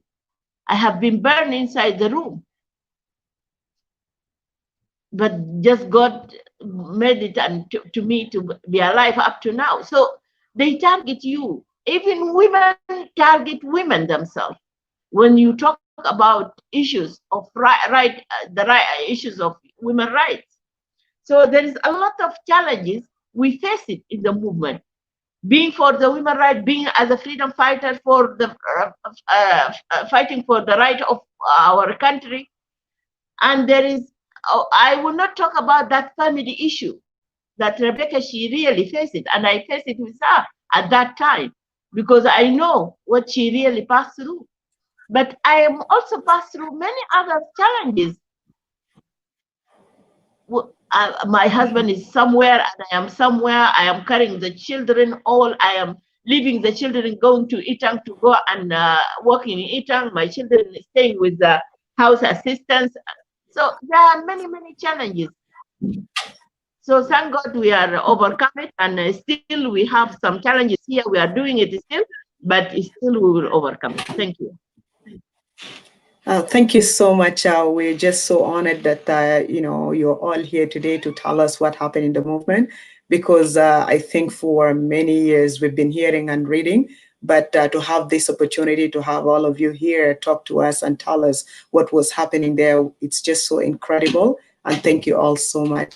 Ambassador Santina, could you please unmute your microphone and tell us what challenges you went through, just in 2 minutes, and how did you overcome the challenges? Well, of course, training itself is a big challenge. When you train in the army or you train in combat, or any training in the army is accompanied with challenges, a lot of challenges. I will not go back to all that my colleagues have said, but also as a leader, because most of us were commissioned as officers, first lieutenant, second lieutenant, a captain, and so on. As a leader, leading a group of people, leading a flotilla, for instance, is not an easy task. More especially in a time of war, managing them is not easy. In a situation of war, their general welfare, you need to take care of that. And what they need is not there in the plate. They are feeding, for instance, drinking water is not there. When someone falls sick, medicine is not there. So it was not easy during those days of our struggle. It was a big challenge by then to find food. As my colleague said, you would walk a distance. There was no issue of shelters. And taking into account you are just my time, I just finished my secondary school when I joined the movement. You are still young, you still have fresh ideas in your mind. We call it today, you are still having a baby mind, but you are here, a soldier. You are given a responsibility that is above your capacity. So it was really a challenge during those days of our struggle. It was a challenge to me. And also missing your family, your parents for quite a long time. You are away, you are walking distances to get food, which is not there. And also the type of food that you you are made to eat, bolila, with the maize, with the beans. Sometimes it's not well cooked. And the shelter, you are always be beaten by rain. You don't sleep inside the house. Those are the challenges that we face so much during our struggle. But then we were motivated. You know, we always used to have the morale. We were motivated we were able to overcome the challenges by the strong unity that we have that time. We were united, as my sister put it. We were even sharing clothes. If your shoes is worn out, someone can lend you the shoes. We shared a lot in common, you know. Just because of the strong unity that we had at that time, we were so resilient to the challenges, and we had the morale. The morale was there that we are fighting a common goal, that with an objective of overcoming our enemies, and perhaps one day we shall get our independence and we shall be free of all the challenges we are going through. I remember the late Thank Dr. you. Thank you. Wood, who used to give us lectures. Yes, he used to give us, when you get your independent, everything will be easy. You will be having all that you need on the table. So he used to motivate us. He said, you will be cooking with the gas, you will no longer cut woods, the smoke will not go on your eyes. All that he used to motivate us. So all these motivating factors made us what we are. We stood strong and we were very cooperative. We were very loving people. We used to call ourselves comrades. And I ask myself today, where the word comrade disappeared. Today we are calling ourselves here comrades. But since after our independence, the word disappeared. It is the one that was Thank you so uniting much. us, Thank, putting us together. thank you so much, It is the one that used to Ambassador. remember our sufferings. Thank you. Yeah. Thank you very much. Thank Yeah, you. yeah, If thank I you. can come back to our comrade Abuk, can you hear me now? Your microphone is muted. Okay. We can't hear you. No, no. Okay, we'll still come back. Let me move on to Honorable Sarah. Honorable Sarah, just in 2 minutes, can you please tell us some of the challenges you encountered and how did you overcome the challenges? 2 minutes, we are running out of time, please. Thank you. And feel free to speak in Arabic. I think a lot of our audience can still understand Arabic and English. Whichever language you're comfortable in, please speak in it. We want to speak to all our women all over the world, people watching us today. So please feel free to speak in Arabic or whatever language you feel comfortable in. Thank you. Okay, thank you, Asha, and my comrades once again. Maybe my phone even will die off again. I don't know what is wrong with it. It is on the charge, but it is running off the power. Yeah, the challenges that one has, because challenges differ from one person to one person, and I think from one camp to another camp. One of the things that I find as a challenge then in my military, because in most cases, whether before Cuba or after Cuba, I've always been in a mix of men and a few women. Unlike some of the groups of our female, where you may find female are being put alone on their own. But in my experience, much of it was about we being together with men in the mix of men. And in that mix, I never seen a female officer. That was one big challenge as a young girl in the army. It was never that easy. We do not have somebody to confine in, to look up to as an officer that we can take our report to. That was lacking, and so it was. It was also reflected when these male officers, who are our bosses, make the decisions. The decisions are not informed and do not reflect the concerns about us. Nothing like that. When they want to furnish, they furnish us without thinking even twice. This is a girl, can be furnished in a different way, maybe even for future protection. There is nothing like that.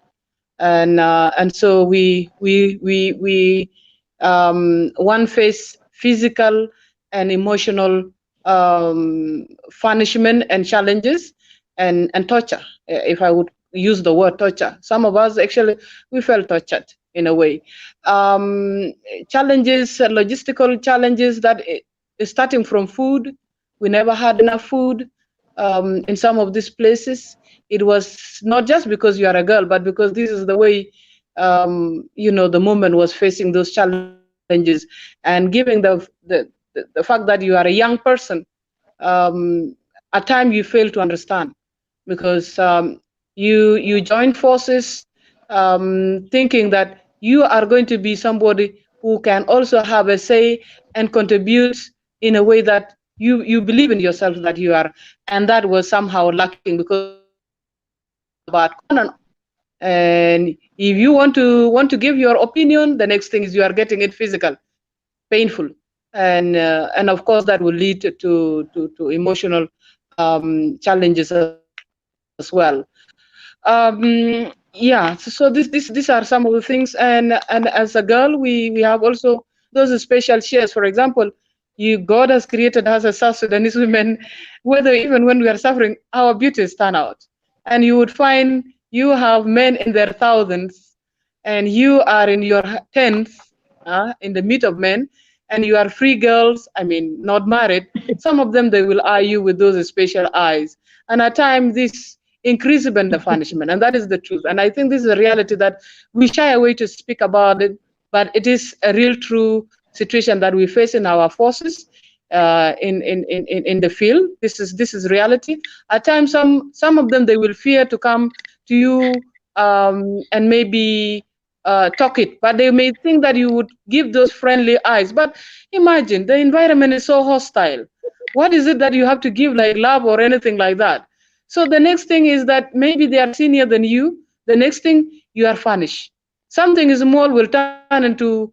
I remember in Bonga, they will understand Robotomania. I've gone under Robotomania, and in our SPLA military regulations, rules, you don't just there are certain punishment that you can be given. You can be whipped 5 whip or 10 whip, Ashar sword or Kamsa sword, depending. Things like Rabotamania, it has to be, a big error that you must have done and would have gone through a council that or a court, military court that would have. But some of us, like for me, it was just something small. It led to one thing to the next thing, and the next thing I was just tied up like a small bug. And today, as we speak, I remain to have, medical, it follow medical condition with me today. And at times, with this frustration, you want to speak it loud too. And because you feel you are a girl, you cannot be intimidated simply because you are a girl. And you will see some of them today, even in our today life. We speak with that authority because we learn it from the field, the military field. Because if you don't create your own environment, you will not survive. And trust me, in Bonga in particular, men died and women died. In Bonga, this is before the front line. And because of hostile environment, okay, people died in their tents, by the way. We lost a lot of comrades there because of the hostility of our environment. We try to score our frustration on each other, and I think it is human being. When a situation is not friendly, others trying to survive better by either, if it is emotion, you want to lay it on other person to carry it for you. And if it is physical, you want to see. But how do we survive sometimes? For example, I remember when I begin to build resilience, is for me to take any pain, be it emotional or be it physical. I take it as a training. I think this is the only way I survive. And this actually, even today, currently in South Sudan, we are facing a lot of problem. And I think what I learned in Bonga and what I learned in Cuba and what I learned in Bill Farm helped me through today. Because challenges will come, I would say I would survive it. And why is this, Asha? Why is it so difficult? By the time we don't even know whether we are going to succeed, whether we are going to achieve the goal that we were aiming at. You don't know. It looks like a year comes and years goes and you do not see the result. And pain each time when you looked at time that is passing, it is like never ending. And so this alone, it furnishes us. It touches us. But we thank God that some of us we see today we have got a country, and and by the way, one of the things that is so painful today is that some of our women who didn't know what we as women gone through in the liberation struggle, they think that when we claim we are being favored, or when, for example, if Sarah knows Comrade Kwal Manyang is because there is this language nowadays called uncle. They don't even know that we come with these leaders as children. They were our fathers, they were our uncle in the struggle. We walk with them, we suffer with them. And there is why should it be any different now today that we have got a country? This is what we have sacrificed for all the time. Thank you. So Thank you, Honorable Sarah. yeah. So what hold us, for example, one of the things that made one to overcome them is that what is better? Grave, is it better than just to suffer hunger, beating, or going through a unknown time yet to see that the new Sudan vision will be achieved? So for me, I just refuse grave. That is one of the thing. By the way, is one of my one of the things that caused me to all on the resilience. Because when we bury a comrade, I would just like say, this soil, I refuse for the soil to cover me. There is nothing better in the grave. It is better that I go through the beating, through the punishment, dark, and all these things, than me choosing to be in the grave. So I use I use my mind to survive that way. And Thank you. Thank you, unfortunate part Honorable Sarah. is okay. Yeah, soon we're coming to our Thank concluding you. remarks, and I'll give you the opportunity to Okay. speak a little bit more. I think because of time, I'm going to pose one more last question, which is basically, we would like to know, based on your experience today, based on what you've gone through, how can we all come together as women, women of South Sudan, to work towards, sustainable development? And I'm giving you 1 minute, to answer the question. If I can start with Honorable Rebecca Joshua, please go ahead, 1 minute. And do you have any recommendations moving forward?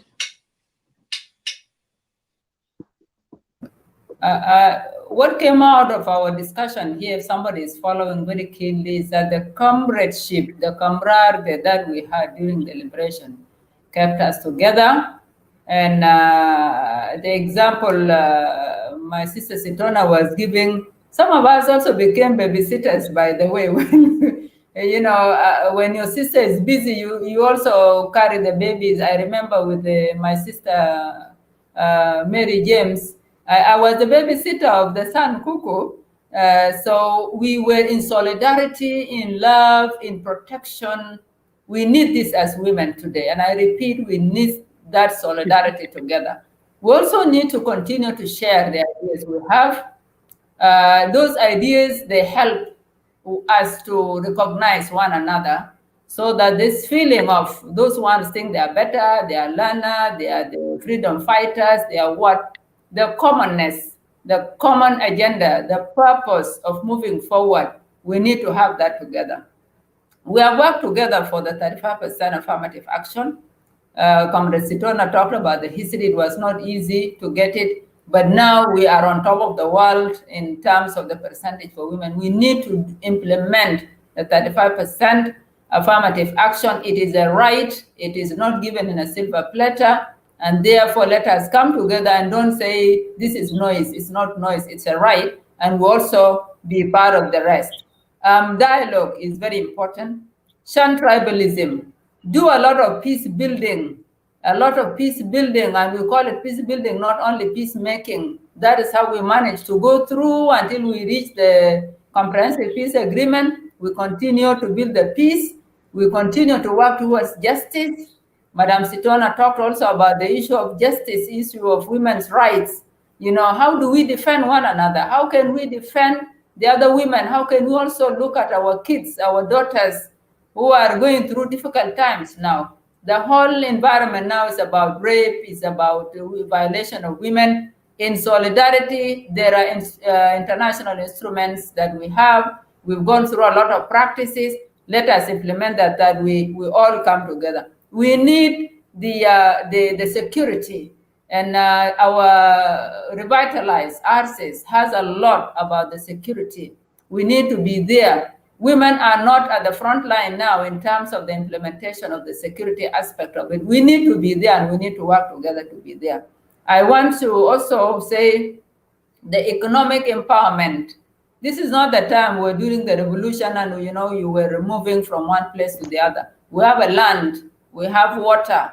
We need to encourage our women to train to the SMEs, the business aspect of it. We should not all say, I must be in the government. Please go for private sector, learn things, go to school, improve your education, and the sky is the limit. So I want to encourage our women to say that we have done what we had done during the liberation. We thank God we are alive. There's a lot of knowledge that we have.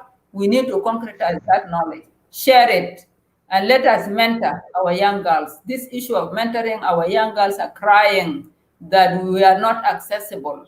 But I'm also telling my young daughters, don't sit there. You don't wait until we come to you. You also come to us. We are there. We are still strong enough to share what we have.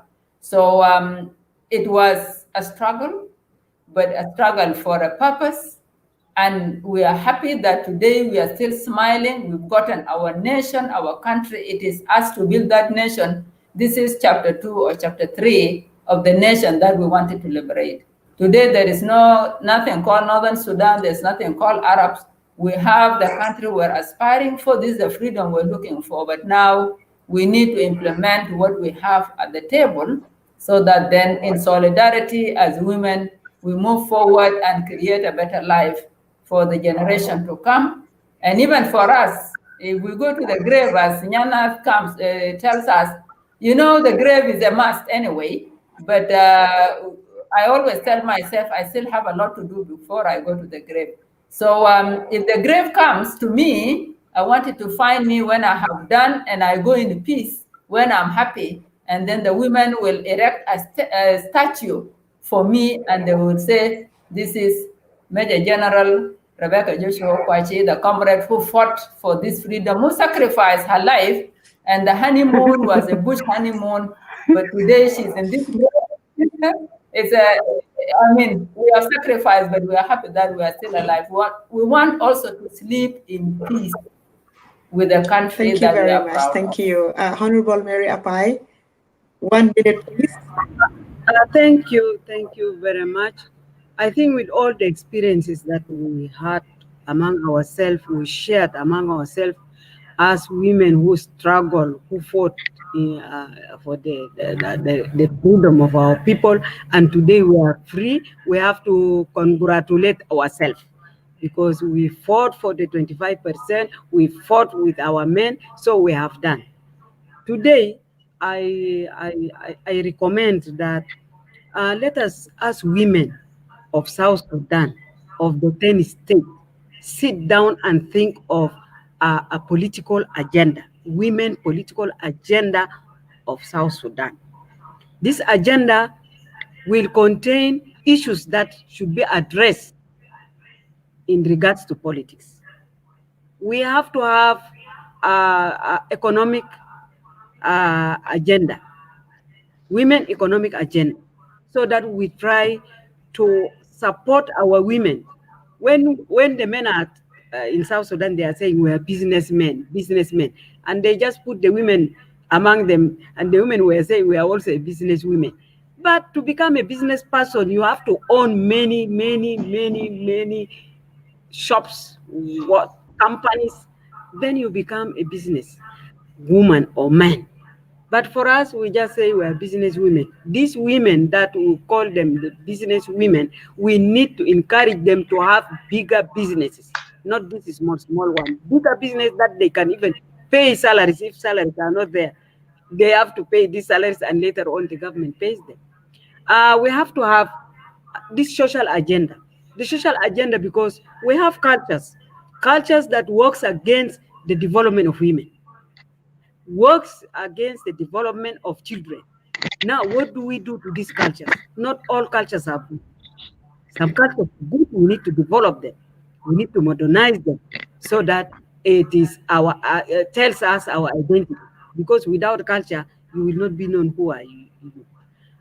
We have to, the decision-making process. We have to have the agenda for decision-making process. When decisions are taken there, women are not there.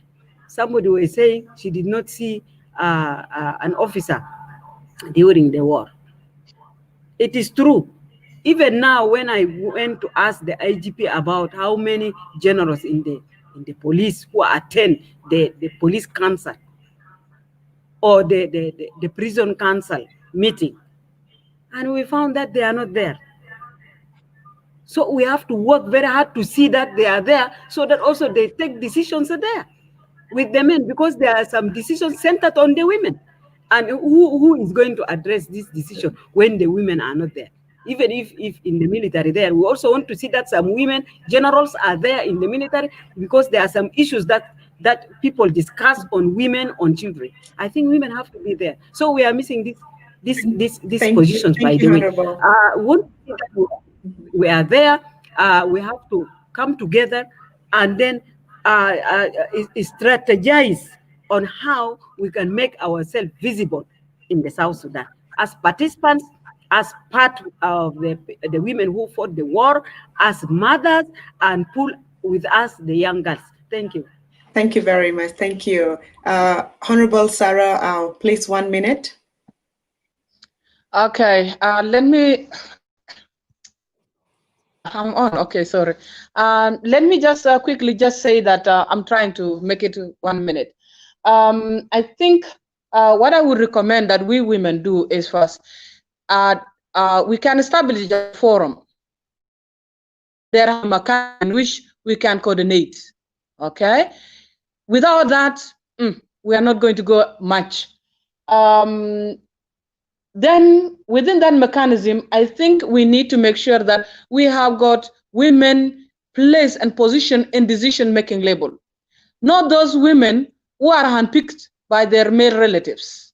Okay, not through connection. These are not the women I'm talking about. I'm talking about women who have the technical know-how, who can speak on women agenda. Okay, we position them. Women who understand even the history of the contribution of the women at the decision level, so that when decisions are being made, they speak with the voice. Okay, not just they are being symbol, but women with the voice. One. Second, I think I'm endorsing what our sisters have said. Economic empowerment for women. Honestly, if we are not economically able, we are always going to remain marginalized, and we will always remain coiling our tail. Third, we cannot move as few women. There has to be a mass civic campaign, civic knowledge campaign. Women need to know what is being said in our laws, in our constitution about women. What are those rights? And if they are lacking, those rights are lacking, we then campaign for them and lobby for them to be inserted in the constitution, in those laws, so that we are protected and we apply laws. I think these are the only recommendations that I can give. Thank you. Thank you very much, Honorable Sarah. Ambassador Sitwana.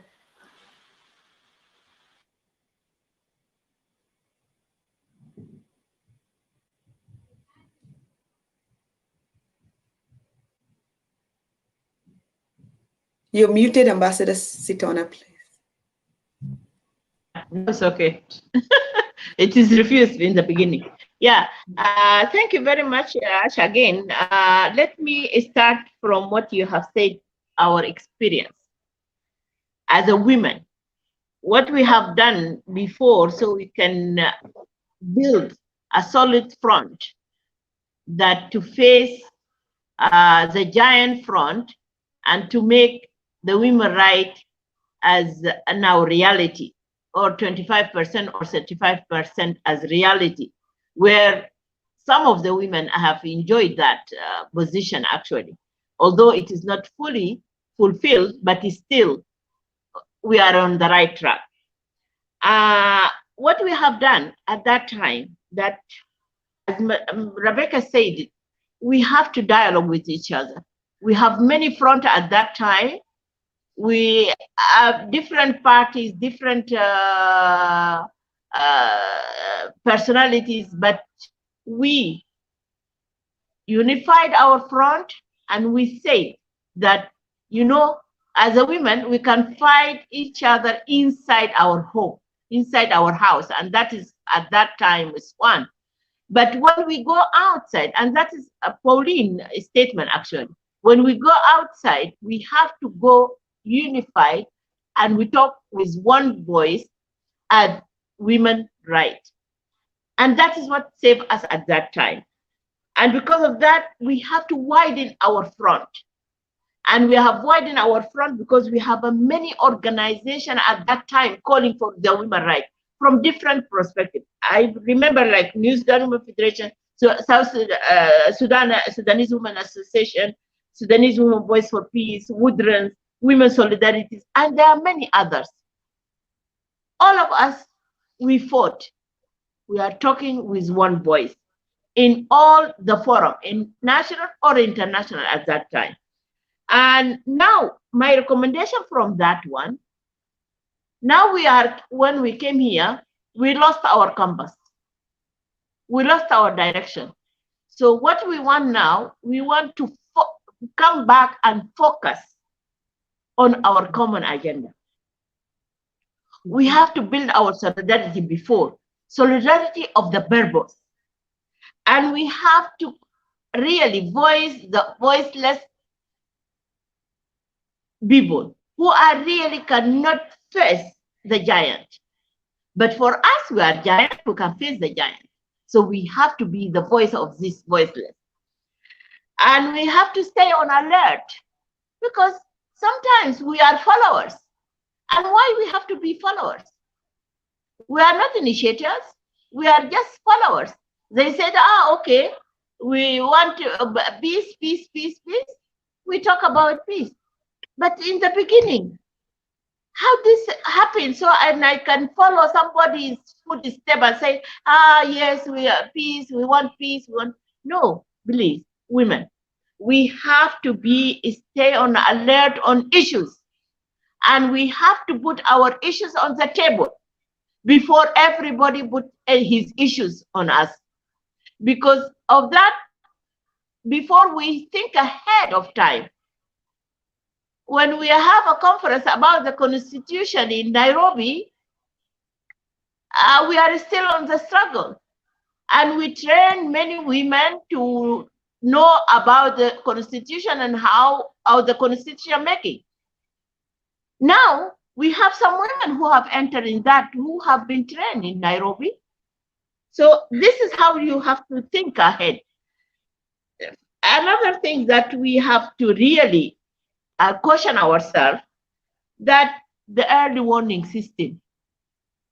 We have to be in an early warning system that really, is it this system, the one we really thought about it when we went to the war?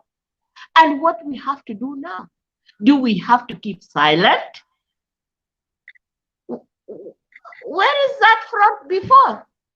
What we have to do? This is another thing. And monitoring. Because we lost that 25%, we didn't fulfill it.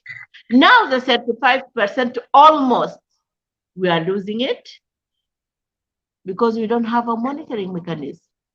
So let us put our monitoring mechanism in this place.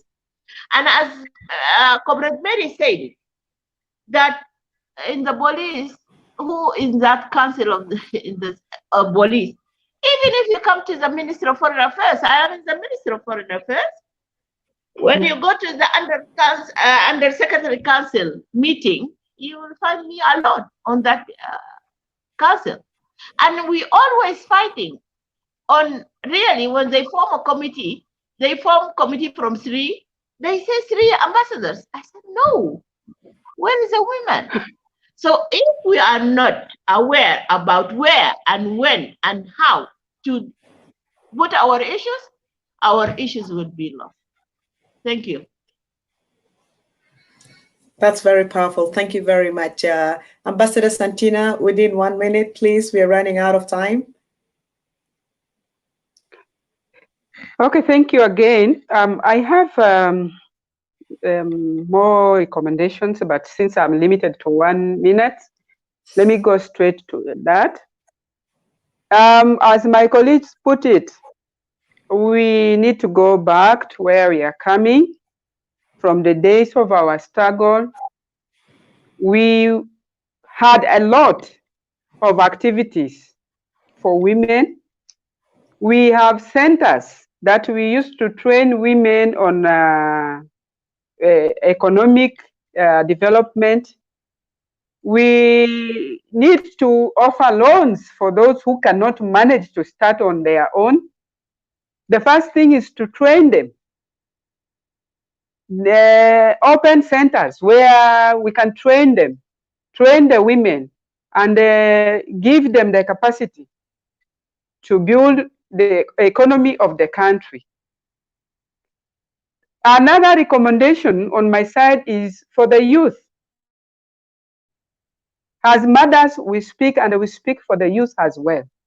Where is our generation going today? Look at the youth in Juba, the Toronto, the what. You cannot put on your nice weave in the head. You cannot feel good seeing your child being on the road doing bad things. As we progress, we need to move together with our children, the youth of South Sudan. What can we do for them? It is a big shame for us mothers to see our children behaving. The new generation, where is it heading? As we were fighting as mothers, our youth were alongside with us. So we cannot let them behind. We have youth, female youth, we have male youth. We should take into consideration the gender inclusivity to include these people, give them a better future.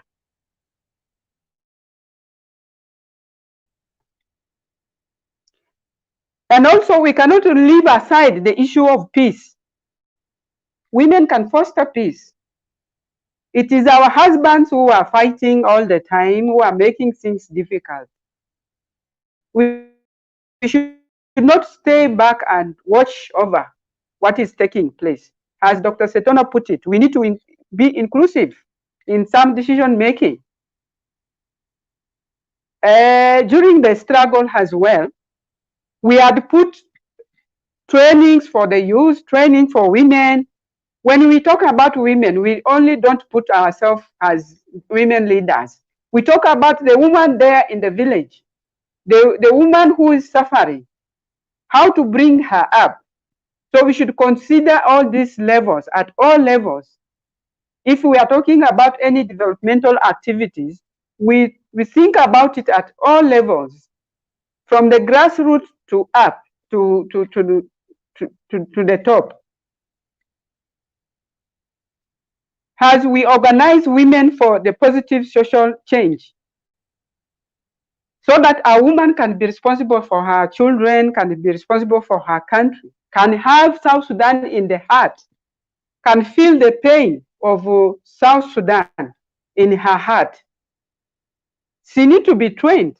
We need to train our women, we need to train our youth as well to move alongside with us, to move alongside without leaving a gap behind. What is happening now in South Sudan, I'm very sad about it, the new generation. So we need to do something in common, foster the security, include women in developmental activities, women, both women and youth. Find a solution where they can be trained, at least a training center, a place that can gather women. We used to call it resource center for women activities or youth activities, something like that, that can train women to better their lives. Thank you so much. Thank you so much. Yeah, thank you. Comrade Achille, please, in 1 minute, your recommendation. We'll come back to the final concluding remarks just in a few minutes. Okay. Thank you once again. I think things has been said by my comrades, and I do believe whatever you say is something to take us from now. We are not going to talk about the past, but we are just studying. So as me, I can say that today we will go out with something positive. We will start it from today. There is no leaders somewhere. You guys are the leaders, and you guys are the one who will start this. All of us here, start from where you are in your department. In your department, when you start with the young people and bring them up and go out and let them know that women, we are very strong people. We are behind all our rights, and we have to fight for it, and we have to get it, and we have to learn about what is going on there. And what I don't like from our sisters also in South Sudan, we've been, men colonized us, and we've been put in the political. We went to we are participating in a tribalism that oh, Miss so and so, she's so and so. And إحنا ما دايرين كلام ده. We don't need that. We are one قبيلة. قبيلة South Sudan. قبيلة النساء. أنا بقول قبيلة المرأة. فأنت مرأة جنوبية. ما تسأل أختك أنت من وين. Don't ask your sister where you from. Just say you are from South Sudan. So this is my recommendation. I just want to tell women of South Sudan, please, please love your sister as you love yourself and be a comrade like her. When we were in the war, during the wartime, if we have this situation, what's going on in South Sudan now, kan Junub Sudan ده كان ما بطلع. انت كان ما بقدر عشان تشيل اخوك. لو اخوك ضربه جنبك هنا ولا اختك ضربه انت برفعه لانه ده your comrade is your brother is your sister. إننا كان ما عندنا حاجة زي ده. So حاجة اللي أنا بقول لكم هسه I have a little song. Are we coming to the end? So أغنية ده أنا هغني لكم. أنا بقول كده في 2013 وقت الناس بدأوا مشاكل. I just brought up a little songs.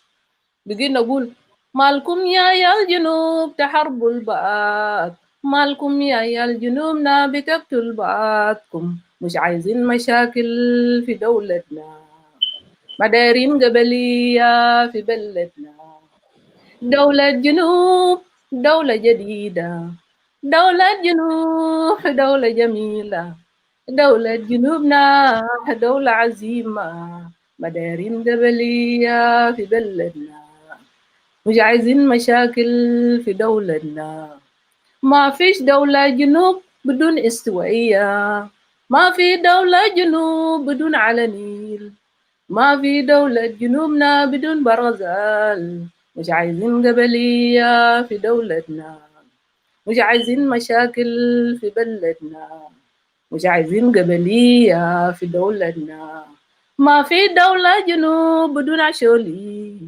ما في دولة جنوبنا بدون نيوير ما في دولة جنوب بدون زندي ما في دولة جنوبنا بدون شلو مش عايزين قبلية في دولتنا and so on. فانتوا يا قبيلة مرع قبيلة ساوث السودان انتوا يا عندكم قوة عندكم moral you women are the one who will change South Sudan. Whichever we are talking about now, you guys are the one who will change that. So أنا بسأل منكم my comrades when we departure from this forum today, I do believe each of us will start from the grassroots. You will start from even from your neighbor. And we will empower ourselves, and we will accomplish, and we will be together. South Sudan is our country, and we love it, and we are united. So let us not talk about differences, but let us talk about how to get the peace. So peace be with you, and God bless you too. Wow. This is very emotional. Thank you very much. I think you'll all agree with me that today has been a very special session, because we are hearing from you, who are at the front line. We're hearing what you went through, and then you're here encouraging us to embrace diversity, to come together as women, to work together, that the change can start with us. Thank you very much. I think there's a musician who has requested to sing for all of you. So I think she has been having problem with the internet, but we're going to try her for the last time to see if she can, she can sing her song. She actually composed the song for you for today. So let's try to bring her in to sing.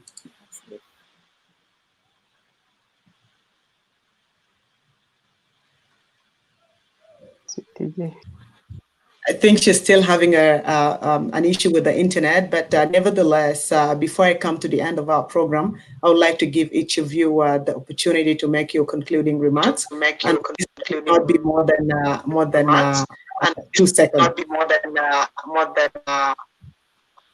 2 seconds. Joey, are you there? Can you hear me? Joey, are you there? Can you hear me? Yeah, I can hear you. Okay, please go ahead and sing your song. Thank you. Okay, please go ahead and sing your song. Thank you. Thank you so much. It's my pleasure to be among these great women, and the little contribution I can give for their efforts and contribute a little song from my heart to them.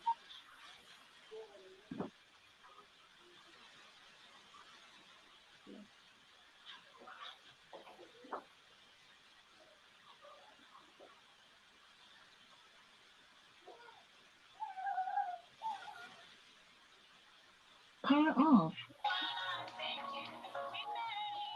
Power on. Bluetooth mode. Okay. Paired.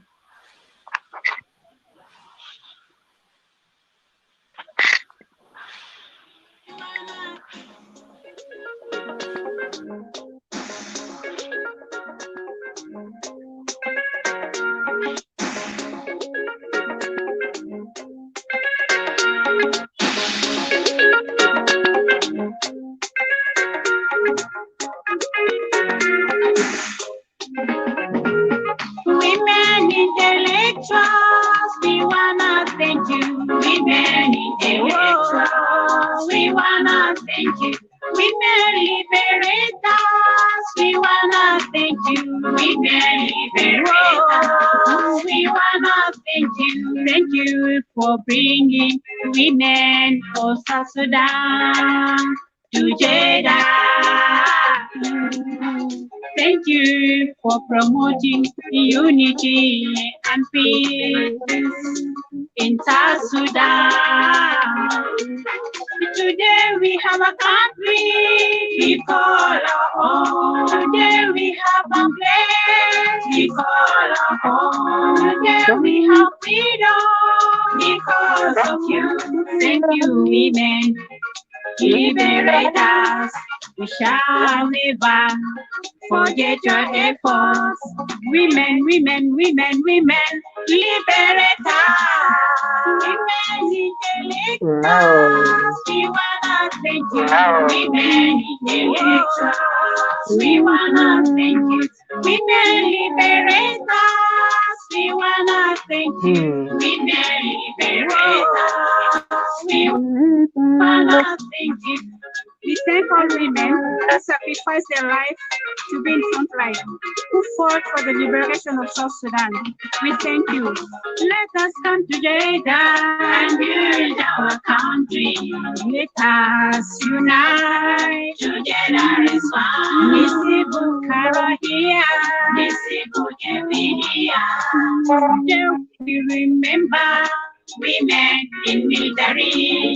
There we remember women in politics. There we remember women in the media and all the sectors. Nasawi, Nashaja, Nasawi, Nashaja, Nasawi, Nashaja, Nasawi, Nashaja. For better politics, Nashaja Umo. For unity in South Sudan, Nashaja Umo. Nasawi, Nashaja, Nasawi, Nashaja Umo. Women intellectuals, we wanna thank you. Women intellectuals, we wanna thank you. Women liberators, we wanna thank you.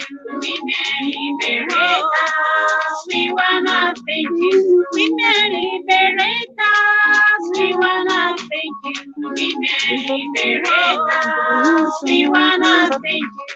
Women liberators, we wanna thank you. Thank you. Thank you. Thank you so much. Yeah, Thank that is you. the song. Thank you. I think Aisha can play the song live so that Yeah, thank you you. can get the message. Yeah, thank you. Oh, she. Thank you.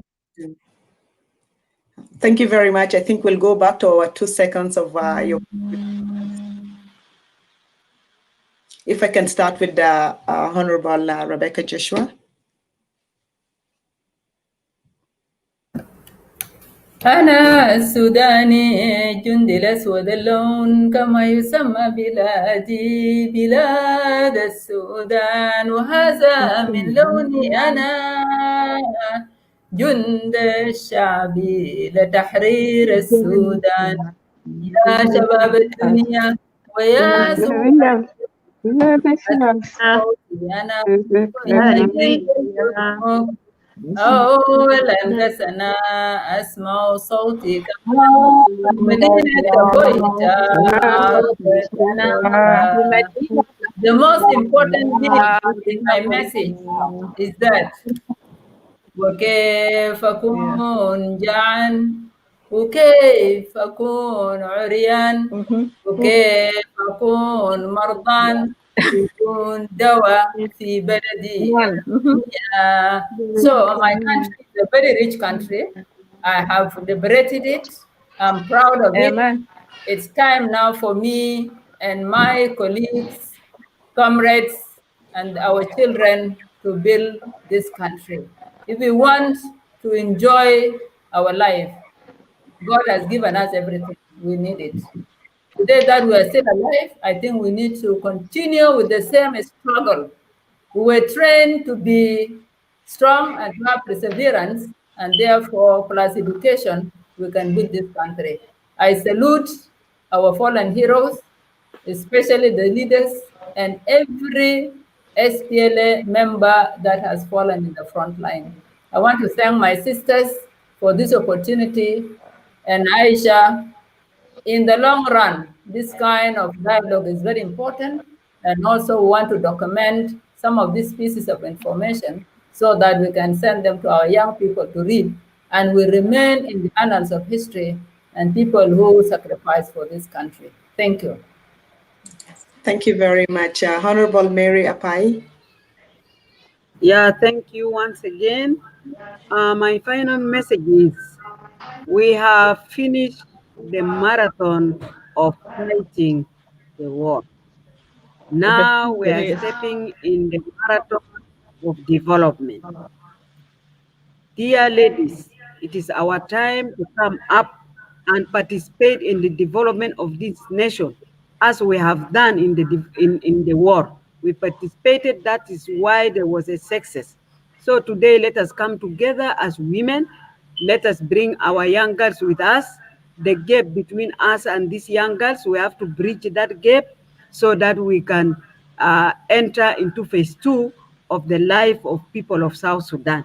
We need to prosper like any other country, and we need also to develop this country like any other country coming up so that we are equal with other countries. Now we are members of UN. We have to reach it there. We are members of Africa. We are members of East Africa.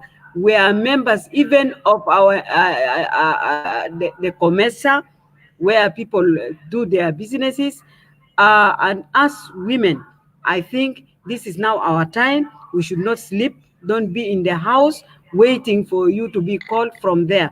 Come out, let us participate and share the development together with our fellow men.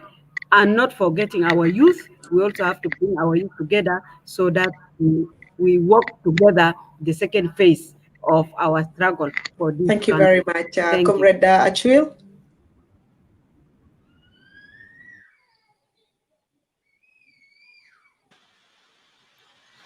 Uh, Thank you once again, Aisha. You did a great job, and I can call you my daughter, even though I don't know, but you are my daughter. So you did something really good. Thank you for empowering young people like you, and for us also. I would like to thank my sisters, my comrades, for this opportunity today to be together. And I do believe who don't know the history about the women who were struggling during the war, they, they will notice today that this freedom of South Sudan never come by itself, not the men only. There were people there, there were women who fought along with the men, and this is what brought us today. Uh, Also, will thanks uh, Dr. John Garang de Mabur, because he's the one who show us that star, and that star we will not forget it forever. Because if you got a good leader, it will take you like, it will cross you the ocean. And also, I would like to thank our president also, even though if he didn't give us 75%, uh, that 35 we have now, we will appreciate it. But for us as a women, we will still fight for that 75. So you guys don't even say that our percent is 35 or 25. We'll tell them that we need that 75, because women are the one who have all the responsibilities. Can if you go to the country or you go to the house, the family, if that man don't have a wife, nobody even come to that house. But Comrade Chill, your 1 minute is almost over. Kindly wind up. okay. Thank So you. أنا بقول إن إحنا كنسوان جنوب بدل الجنوب ده بلد بتاعنا وإن إحنا we the one who will fix it. So thank you very much, and God bless you all. Thank you. Ambassador Santina, please 1 minute. Once or 2 seconds, I mean.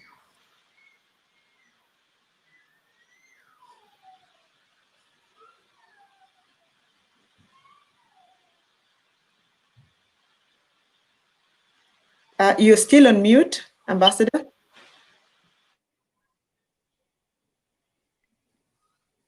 Yeah, I would like to thank the organizer of this forum once again, my daughter Asia. And I would like to thank the whole comrades who are here for their contributions to make this forum a success today. And I would like to extend my message to the women of South Sudan all over the world and wherever they are, that our struggle continues. Not the struggle of fighting, but the struggle for fighting for development in our country. The struggle for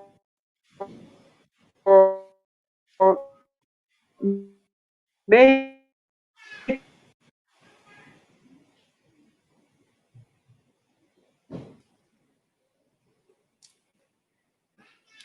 I think Ambassador is having an issue with the internet. Can we move on to Honorable Sarah? Please, 5 seconds. for making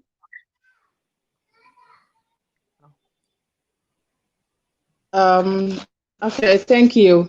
I would just like have 4 points to quickly make in my 2 seconds, as you said it, but I might exceed my 2 seconds.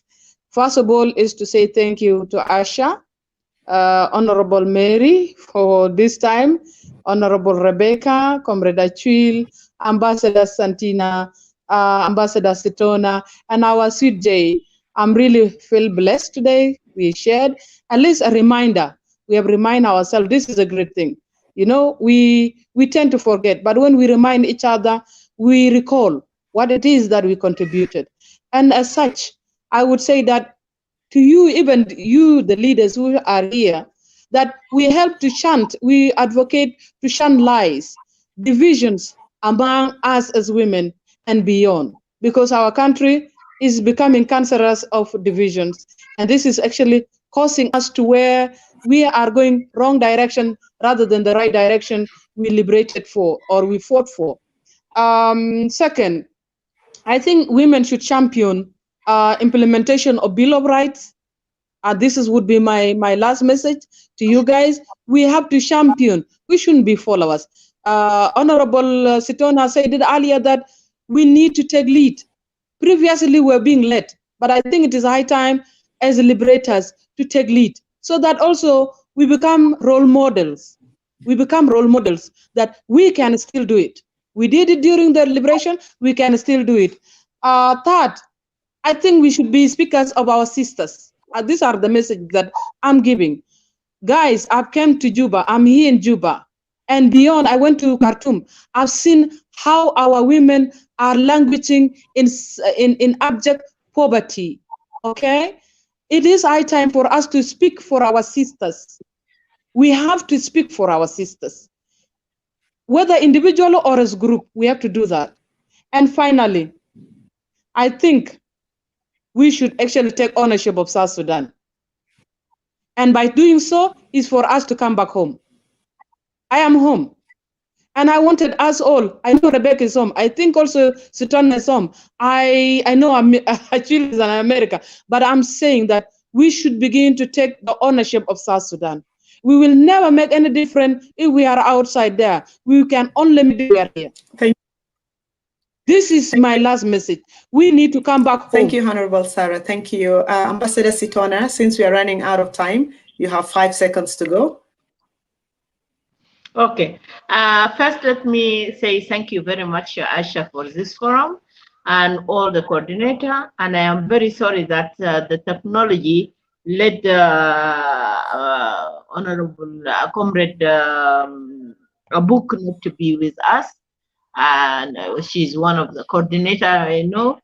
But what I want to say that thank you that you have joined 2 generations together. Now I am with my daughter Ashwil and my daughter Sarah and even you, Asha. But the good thing that we mentor all of you, and now you are really fitting in our footsteps. And we want you to push this issue ahead, because for us, maybe you are almost on the retirement.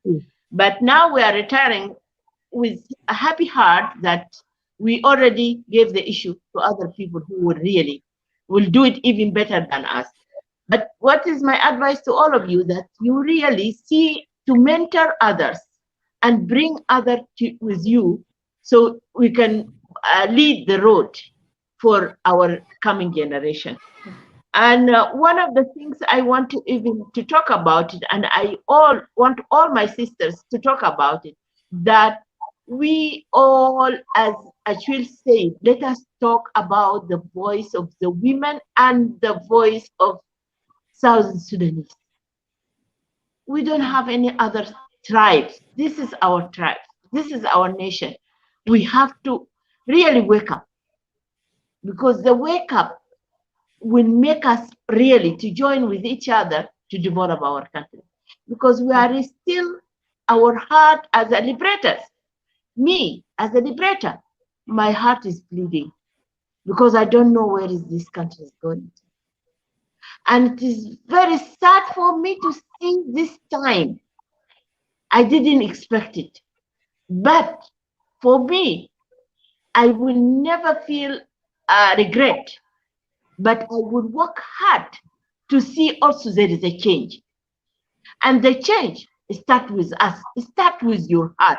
Please, my sister, sit with yourself. Think about what is happening. Think about where we came from. And think about where we have to go. Our future, the future of our children.